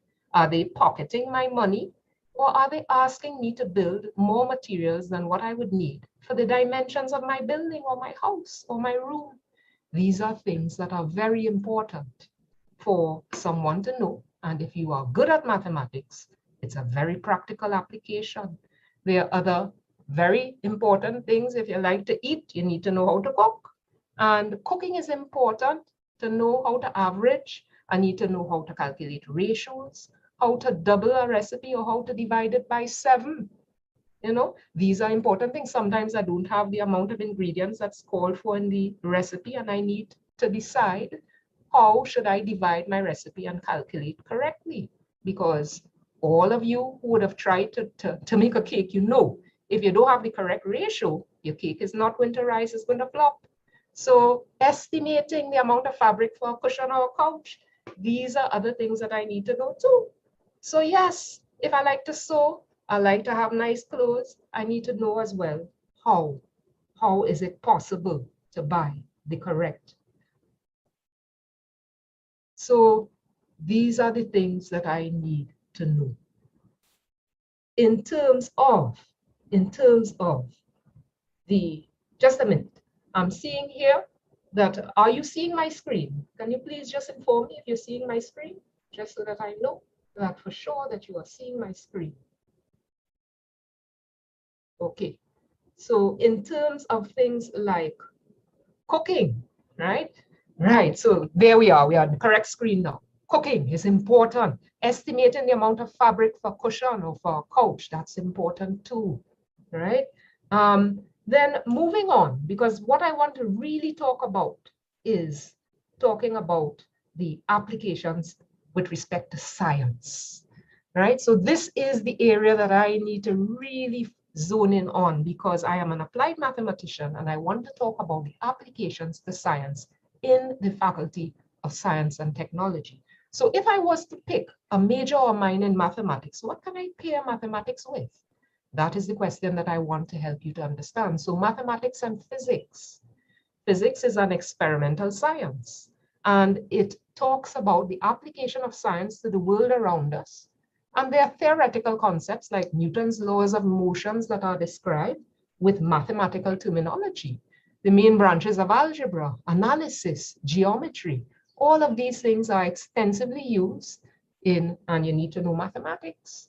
Non-Euclidean geometry, do you know what that is? Well, if you want to do physics, it is the starting point of any discussion about relativity, which is a big area in theoretical physics and subject to a lot of study at the University of the West Indies. So if this is your interest, I would suggest that apart from doing a major in mathematics, you consider physics, right? Or vice versa, you like physics?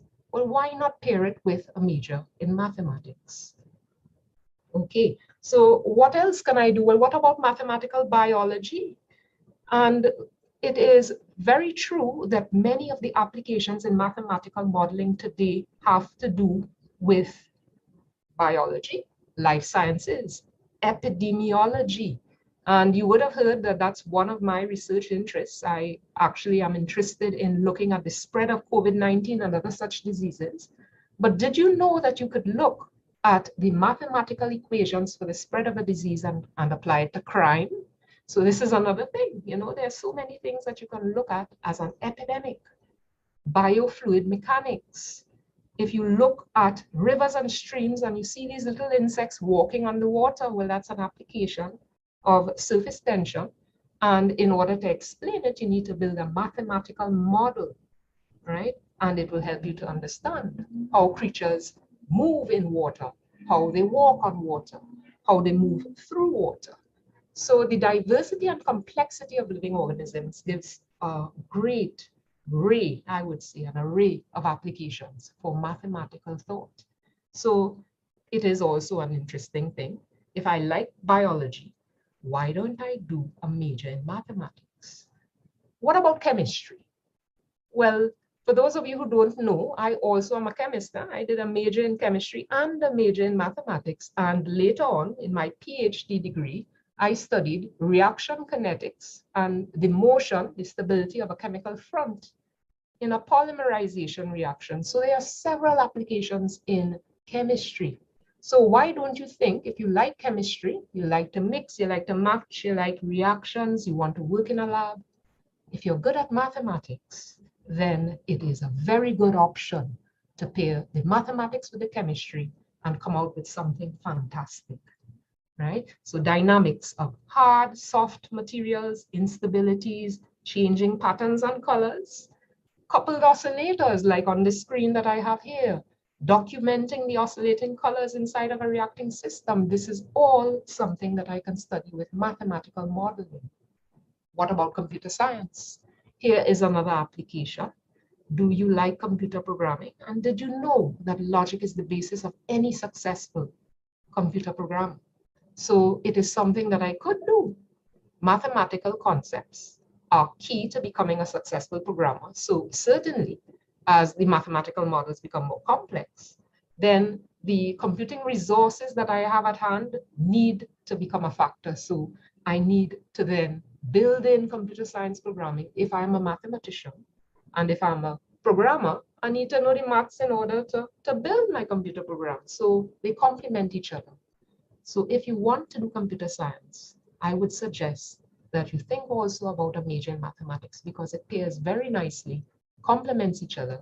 And these two fields are the basis of things like data science, neural networks, right? So food for thought. You know, one very common application that people would say for mathematics is engineering. But I put it last because I come from the Faculty of Science and technology requires mathematics. We have another faculty in the University of the West Indies, that's the Faculty of Engineering. And certainly, if you are interested in engineering, you need to know mathematics because for your design of your bridges, of your roads, which is so needed in this country, we have so much potholes on the roads. Maybe if we could build a better road, we would have less potholes. You know, so it's important that every engineer is very well versed in mathematics. So if mathematics is your strength, this could be something for you if you're thinking about a career.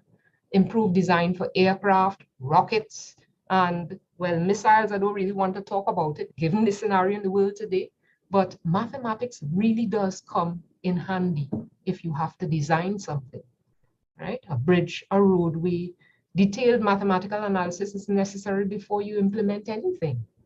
So all of this, I don't have much time that I could talk, right? They told me 10 minutes. I could talk all day about mathematics, but I don't want to bore you, right? So I am just going to end with one central thought. Now, this old gentleman on the screen there, I don't know if you recognize him, but he is one of the most famous astronomers. He was born in 1564, so quite some time ago. His name is Galileo, right? He is a physicist. He's an astronomer, well, was, and also engineer, but nobody ever said he was a mathematician. And here on the screen, I have a quote. Now I have surrounded it with fireworks because I consider this a very important statement that Galileo is known for saying. And I have it in Italian, but it means, that mathematics is the language with which God has written the universe. So I leave that with you, just to think about how many things I could do with maths, not just in my day-to-day life, but if I was to decide on a science career, to think that mathematics would be a very good thing to pair with whatever I decide to do. So that's all from me. And if you do have questions, you certainly can send them to the team and I'll be happy to answer. So thank you for your attention, and I turn you back. It is my pleasure and privilege to address you today at Math Fair 2024. I, Emily Ramsahai, am a product of a BSc in mathematics when I completed my double major more than 30 years ago.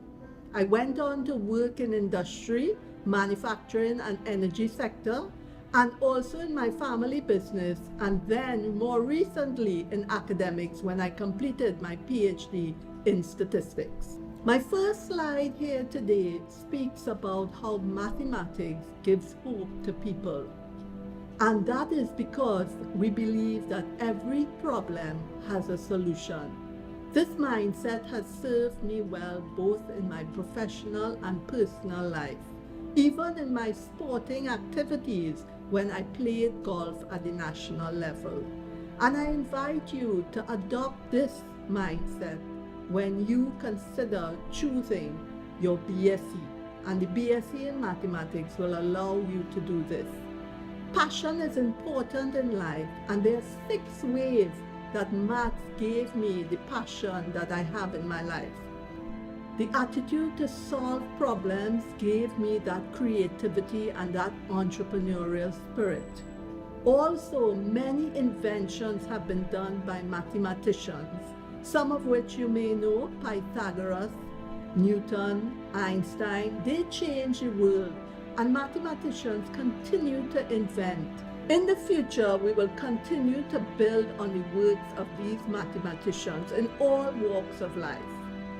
When we work with numbers and think in abstract ways, we stand on the shoulders of these great giants. So the work of these mathematical giants continue to be used in the future to build new inventions, to come up with new ways to work. And mathematics gives us the framework to represent all situations and all problems. It is a universal language. The intelligence that mathematics will bring you will serve you well in this technology age. The future is in making connections with existing things and using logic to do this. One of the most obvious jobs that a BSc in mathematics will prepare you for is a math teacher. This is a very stable career, and it affords you the time that you need to spend with your family or work on your career or even your side business. There are also other jobs you can look into. Presently, globally, NASA and Google hire a lot of mathematicians, and more locally and regionally, we see government agencies hire mathematicians. But in the recent past, a lot of private organizations are setting up teams that include a mathematician. And why you will see this in STEM. STEM is where you see science, technology, E for engineering, and M for mathematicians. Other teams that you can find would be also in finance, legal, medical teams where you would find a mathematician. Some of these require technical writing, it requires understanding data, it requires manipulation of models, and it also requires predictions to be made so that decisions can be made on this. This final slide that I have here today is our coat of arms at UWI. At the top of this coat of arms, you will see the pelican. A graduate of UWI has the Pelican Pride, and I invite you to join this group by registering for your BSc in mathematics. Thank you.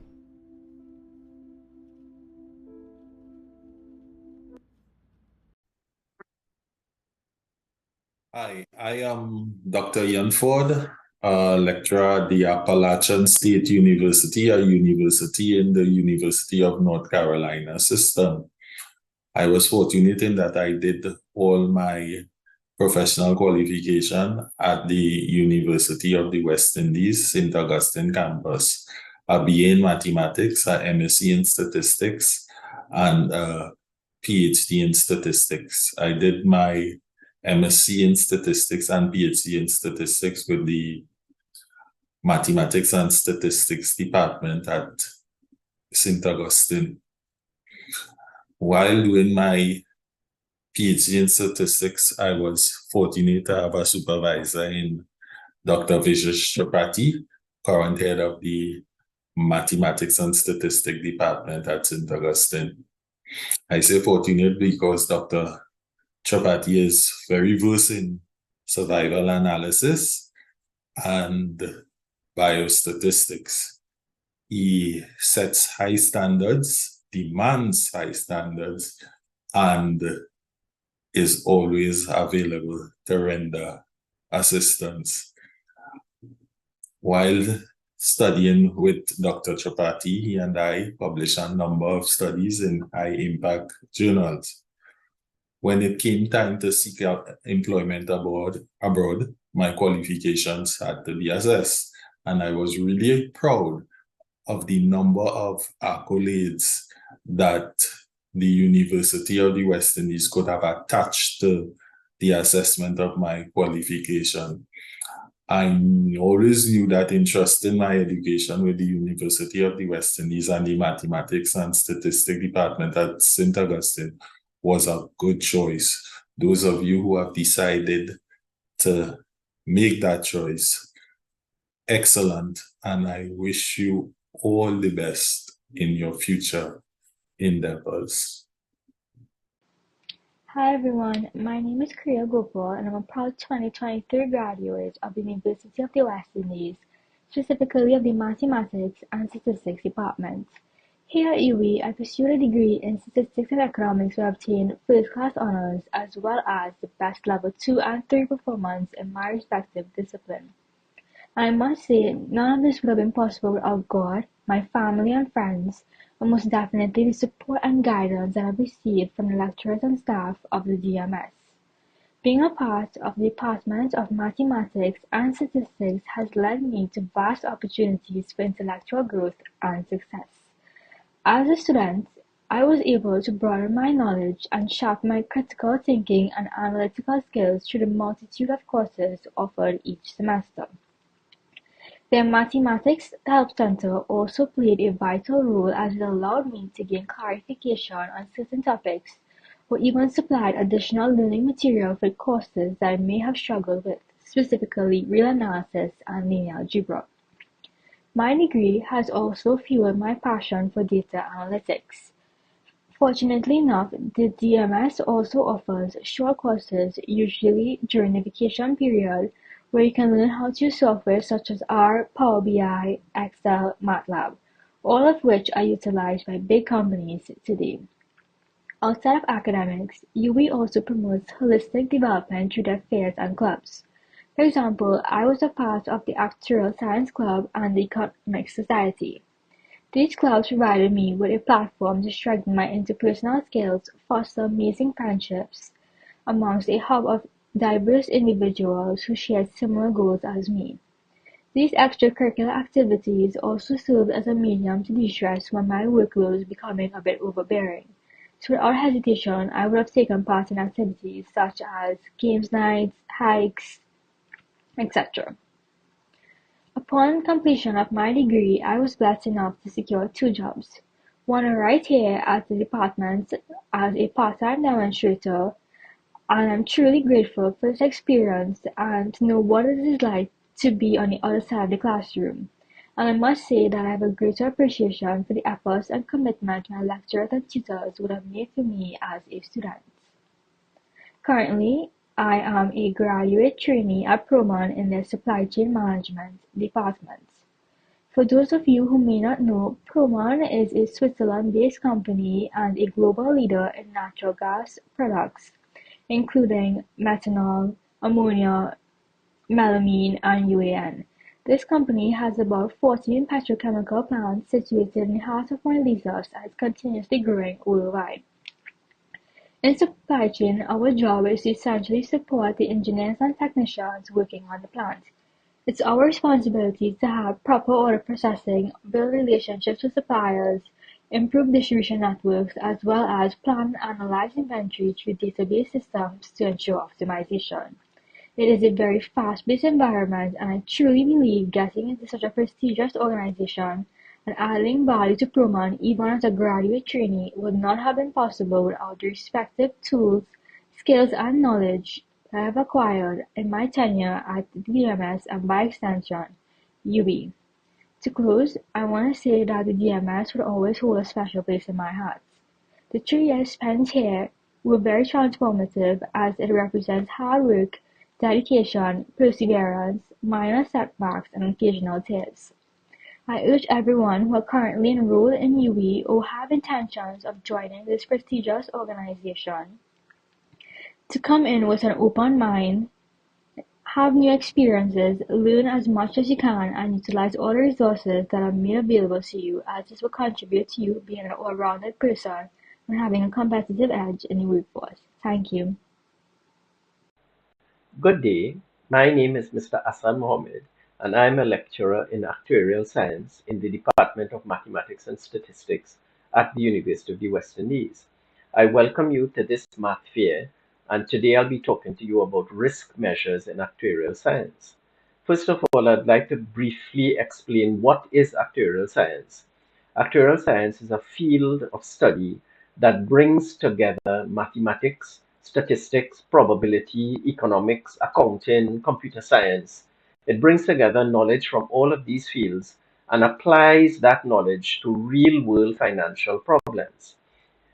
The actuary who uses actuarial science attempts to mathematically quantify the risk of financially adverse events.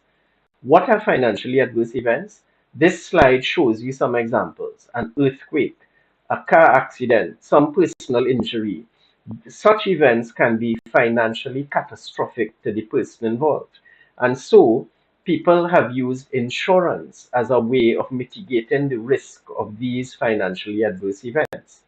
As such, actuaries who try to quantify these risks, they have traditionally found employment in insurance companies. However, graduates of a degree in actuarial science have a wide array of career paths open to them. And we have had graduates who have found employment as a professional actuary. Yes, that's the traditional career path. But also we have had graduates who have found employment in the fields that you see on this slide, as a risk analyst, as an investment analyst, as a financial consultant, as a data scientist, and indeed there are many other options. Now, the traditional path to becoming qualified as a professional actuary, if you want to follow the career path of being a traditional professional actuary, the path to doing that is to write the professional examinations of one of two professional actuarial associations, either the Society of Actuaries in the US or the Institute and Faculty of Actuaries in the UK. Students must write the examinations of one of these associations to become a certified professional actuary, but these examinations are conducted independently of UWI. Please bear in mind that many graduates of degrees in actuarial science do not pursue these professional examinations, and they still successfully find employment in various industries, utilizing their knowledge of risk management and risk analysis. And so I would like today to talk to you about risk measures, just to give you a glimpse of some of the work that actuaries do. One role of the actuary is to mathematically quantify, as I said before, the risk of financially adverse events. One way of doing this is by using risk measures. A risk measure attempts to quantify the uncertainty in an insurance claim amount. So, as an example, suppose we model the monetary value of an insurance claim by a random variable x, which has an exponential distribution with mean theta. And in this example, theta will be 1,000. Well, the mean or the expected value of this exponential distribution, of course, is 1,000, which we can denote by EX, expected value of X. Now, we may use the expected value of X, 1,000, as an estimate of the amount of assets needed to pay insurance claims. The insurance claim will be a random amount. However, the expected value will be 1,000. And you may say, well, the insurance company just needs to reserve $1,000, 1,000 units of monetary value in order to be able to pay claims. The problem with that is that for this exponential distribution, the probability that a claim exceeds the value of the mean, E of X, the mean, the probability is 37% that a claim will exceed that value, will exceed that mean value. And so if the insurance company simply reserves $1,000 in assets, the mean value, the expected value, and the insurance company reserves that amount to pay expected insurance claims, then the probability that it will become insolvent is 37%. That is more than 1/3. This expected value then, it does not account for the uncertainty in the actual claim amount, because the reality is that we don't expect every single claim to always be $1,000. There's uncertainty, there's variance in the claim amount. So a risk measure attempts to quantify that uncertainty in the claim amount. And I'll just introduce you to one such risk measure, which is called the value at risk at the P% level. And it's denoted by VAR P, VAR subscript P, the value at risk at the P% level. That value at risk at the P% level, it's the amount of capital or assets that the insurance company needs to reserve, to put aside, in order to limit the probability of becoming insolvent to 1 minus P%. So that value at risk is a value such that the probability that the claim exceeds that value will be 1 minus P. And if you decide to study actuarial science, in one of your courses, you will be able to derive an expression for that value at risk, for the exponential distribution, which will turn out to be minus theta by ln of 1 minus P. And so, for the exponential distribution with theta equal to 1,000, the value at risk for a level of P of 0.95, of 95%, that works out to be $2,995.70, 2,995.7. And as you can see on this screen, the probability that a claim will exceed that value at risk will be only 0.05, only 5%. And so that risk measure, the value at risk at the level of 0.95, it limits the risk, or it limits the probability of becoming insolvent to only 5%. And so, as I said, if the insurance company reserves that amount, 2,995.7 in assets, to pay expected insurance claims, the probability that it will become insolvent is only 5%. And so this risk measure, the value at risk at the P% level, it accounts for the uncertainty or variance in the actual claim amount. So I do hope that this brief introduction to a risk measure has whetted your appetite for learning more about actuarial science. And I do encourage you to consider enrolling or applying for the BSc in Actuarial Science at the University of the West Indies. Thank you for your time, and thank you for listening attentively. Welcome to the exciting world of mathematics. In this video, we'll embark on a journey to explore the wonders of mathematics and its importance to our everyday lives. We'll be talking of one type of mathematics, since there are many branches that is very difficult to quantify in one single video. But first, we have to ask ourselves, well, what is mathematics? Well, mathematics is very difficult to define in a single sentence or phrase, but really it's just a study of numbers and shapes and patterns and structures. If we really think about it, mathematics itself is the entire language of the universe, guiding us through the mysteries of the world around us. So, with that, let's get started. Let's start with numbers, which are the building blocks of mathematics. Numbers help us to count, measure, and quantify the world around us. But why is mathematics important? Well, because it helps us to develop problem-solving skills, which in turn helps us to develop a critical thinking skill, which allows us to make informed decisions about problems in which the solution may not be easy for us to understand. So, now that we're talking about mathematics and why it's important, and not just all these crazy numbers and symbols and all that, we can think about some real world examples of where mathematics is really important to us to help us solve some problems. So, we can talk about one of the most important and popular ones, which is called engineering, which is applied mathematics, which occurs around us all the time. And the second most popular real-life application of mathematics, which is in the sciences itself, one of which we'll be speaking about today in chemistry itself.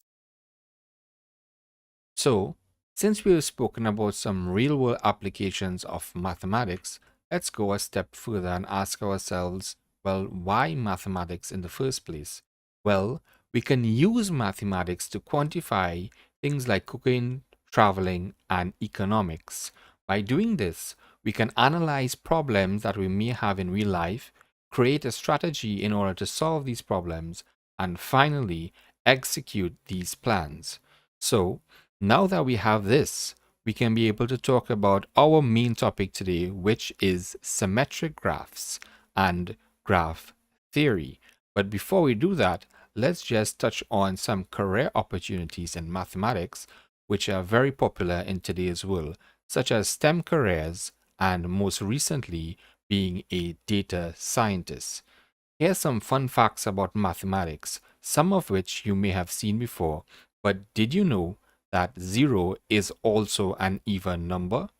So, with that, let's get started on our topic today, which is symmetric graphs and chemical graph theory. Now, in this section of the video, we'll be talking about symmetric graphs. So, welcome to the fascinating world of symmetric graphs.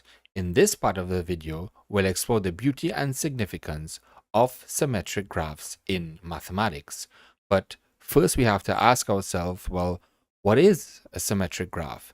So imagine a graph in where every edge has a partner, perfectly balanced and mirrored. This is basically the essence of a symmetric graph.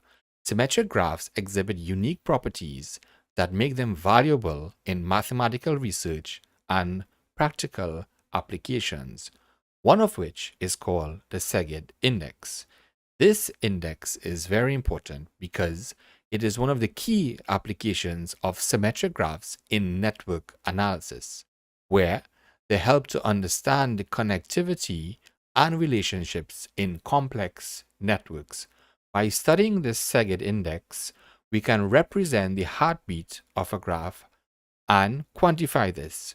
By doing that, we are able to accurately study the structure and connectivity of a graph, which is key in understanding these symmetric graphs.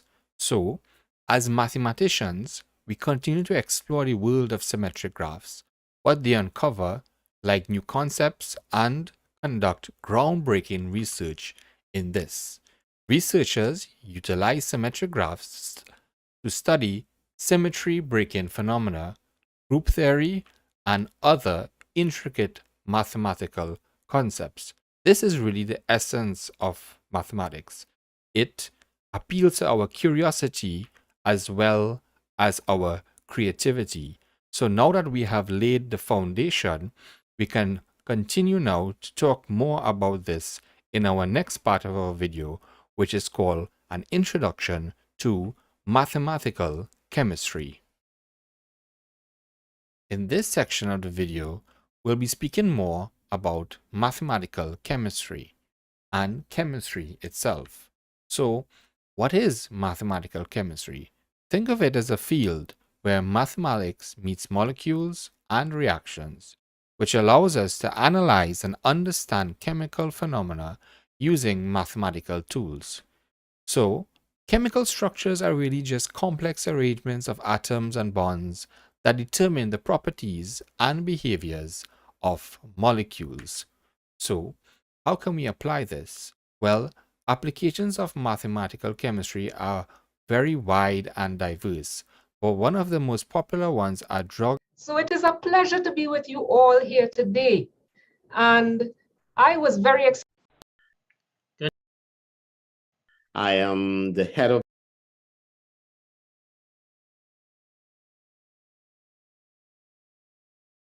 where mathematics meets molecules and reactions, which allows us to analyze and understand chemical phenomena using mathematical tools. So, chemical structures are really just complex arrangements of atoms and bonds that determine the properties and behaviors of molecules. So, how can we apply this? Well, applications of mathematical chemistry are very wide and diverse, but one of the most popular ones are drug design and development. So, by integrating mathematical techniques with chemical principles, researchers can develop new drugs and design innovative materials and address environmental challenges more effectively. So, mathematical tools such as graph theory will help us here to represent these structures as mathematical graphs where atoms are vertices and bonds are edges. So, chemical reactions involve the transformation of reactants into products through a long series of steps. Understanding these reactions is really crucial in chemistry. Mathematical models such as reaction kinetics equations and rate laws will allow us to predict reaction rates and outcomes based on mathematical principles. Mathematical methods, including computational chemistry and molecular modeling, will help us and enable us to analyze and predict these properties with great precision. So, we see that mathematical chemistry has diverse applications across various fields, including this drug modeling discovery, material science, and environmental chemistry and bioinformatics. Now that we have defined this, we can move on to our final part of this video, in which we talk about chemical graph theory, which is our crucial part of this video. Now, we have reached the final part of our video, which is chemical graph theory. So, once again, we have to define exactly what is chemical graph theory. Think of it as a branch of mathematics that studies the topological aspects of chemical compounds by representing them as graphs. So, essentially, graph theory is a study of graphs, which are mathematical structures consisting of something called vertices, which are nodes, and connected by edges, which are sometimes called lines. So, chemical compounds are just complex arrangements of atoms and bonds that determine their properties and behaviors. So, how are these represented? Really in two main ways. One way is by graph representation, which is the essence of this graph theory, and the other is by mathematical models. So, we see by representing these compounds as mathematical graphs, we can analyze their structure, its connectivity, and other interesting properties by using this graph theory. And why is this important to us? Because its impact on chemical structures in two main ways. One, it's its structural diversity, and secondly, it's the functional group that is associated with these compounds. So, by applying graph theory concepts to chemical compounds, we see that researchers can predict molecular properties by designing new drugs and even optimizing chemical reactions more effectively than it was previously done. So we see in conclusion now, chemical graph theory provides a powerful framework for understanding the structural properties of chemical compounds using graph theory concepts. So, thank you for joining us on this introductory exploration of chemical graph theory. Stay curious and keep exploring the fascinating connections between chemistry and graph theory.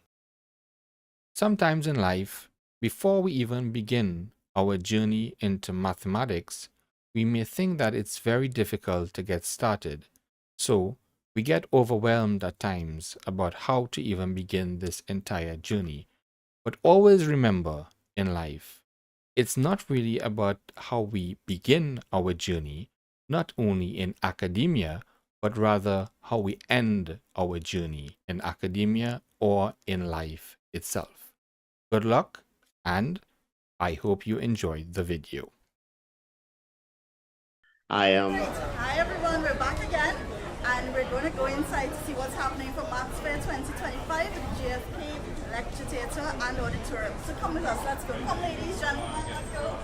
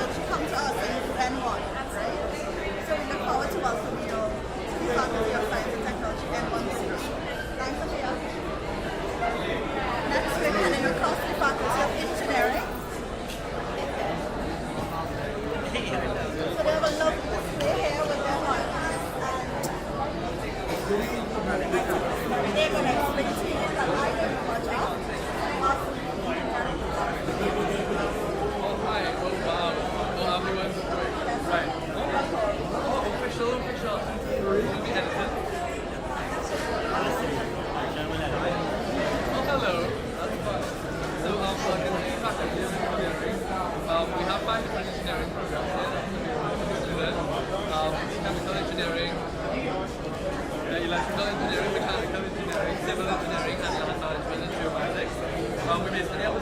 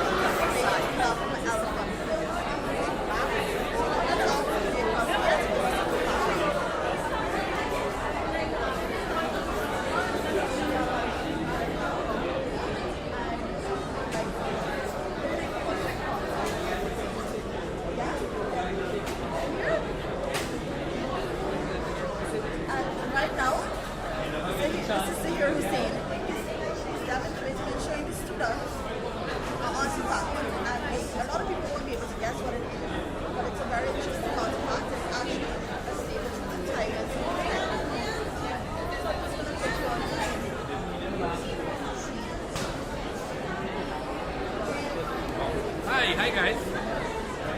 So this is our display here for life sciences. Come and you can get your chance to take your picture with a saber-toothed tiger.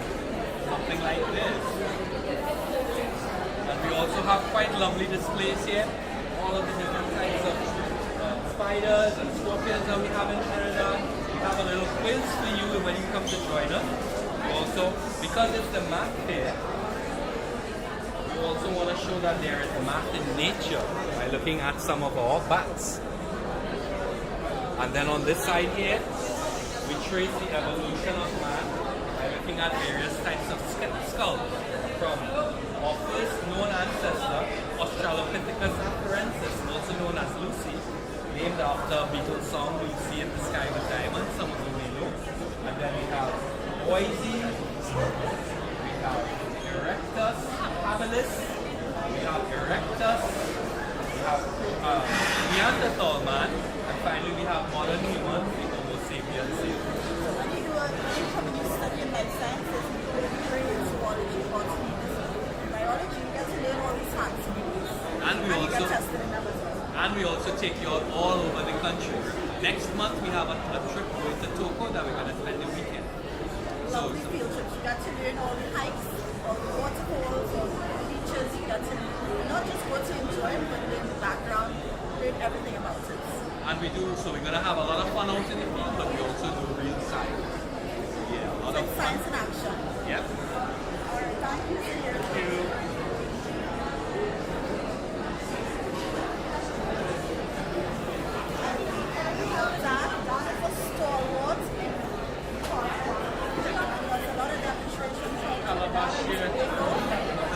He's a naturalist at heart.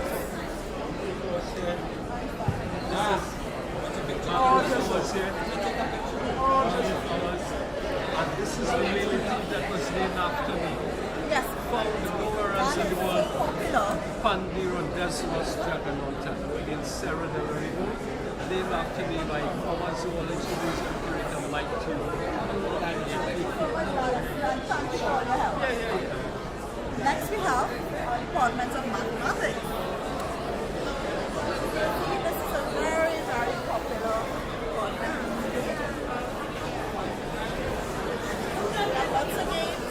Students are very much enthused because they're filling out their name for a chance to win the prize. Something's going to come across.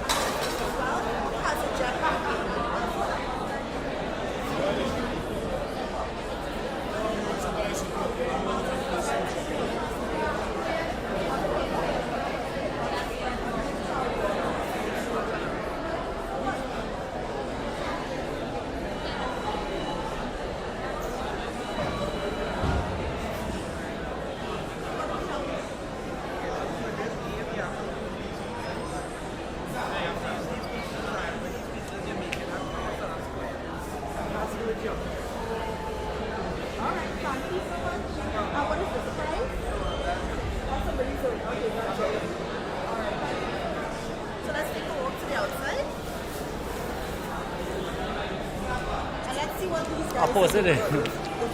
I'll pause that one. I'll make another one. Let me just fix it.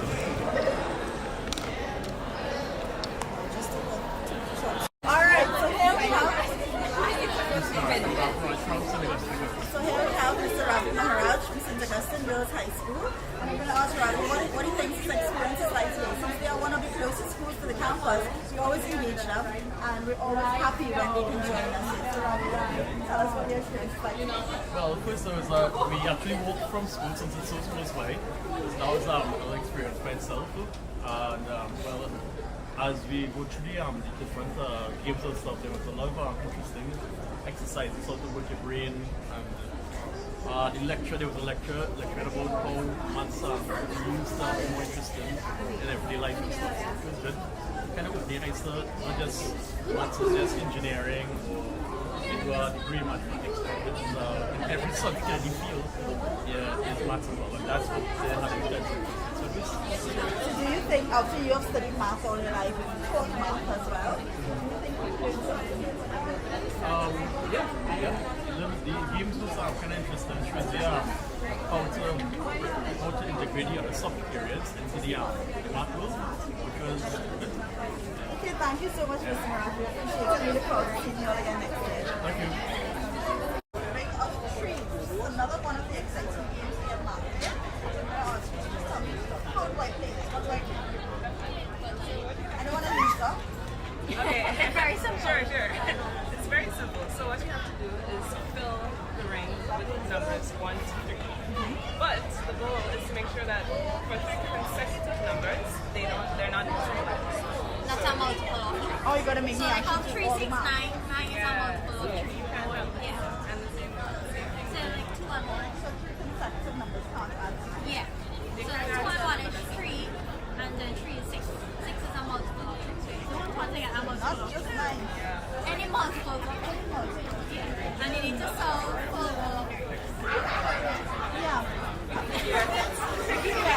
So start from one side.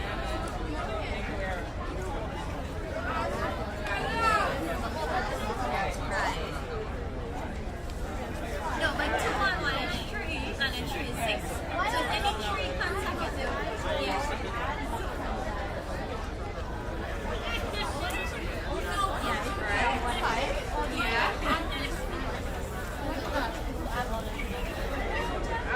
But 2 and 1 is 3, and then 3 is 6. Are there any 4s here? No, it's just 1 to 3. Yeah.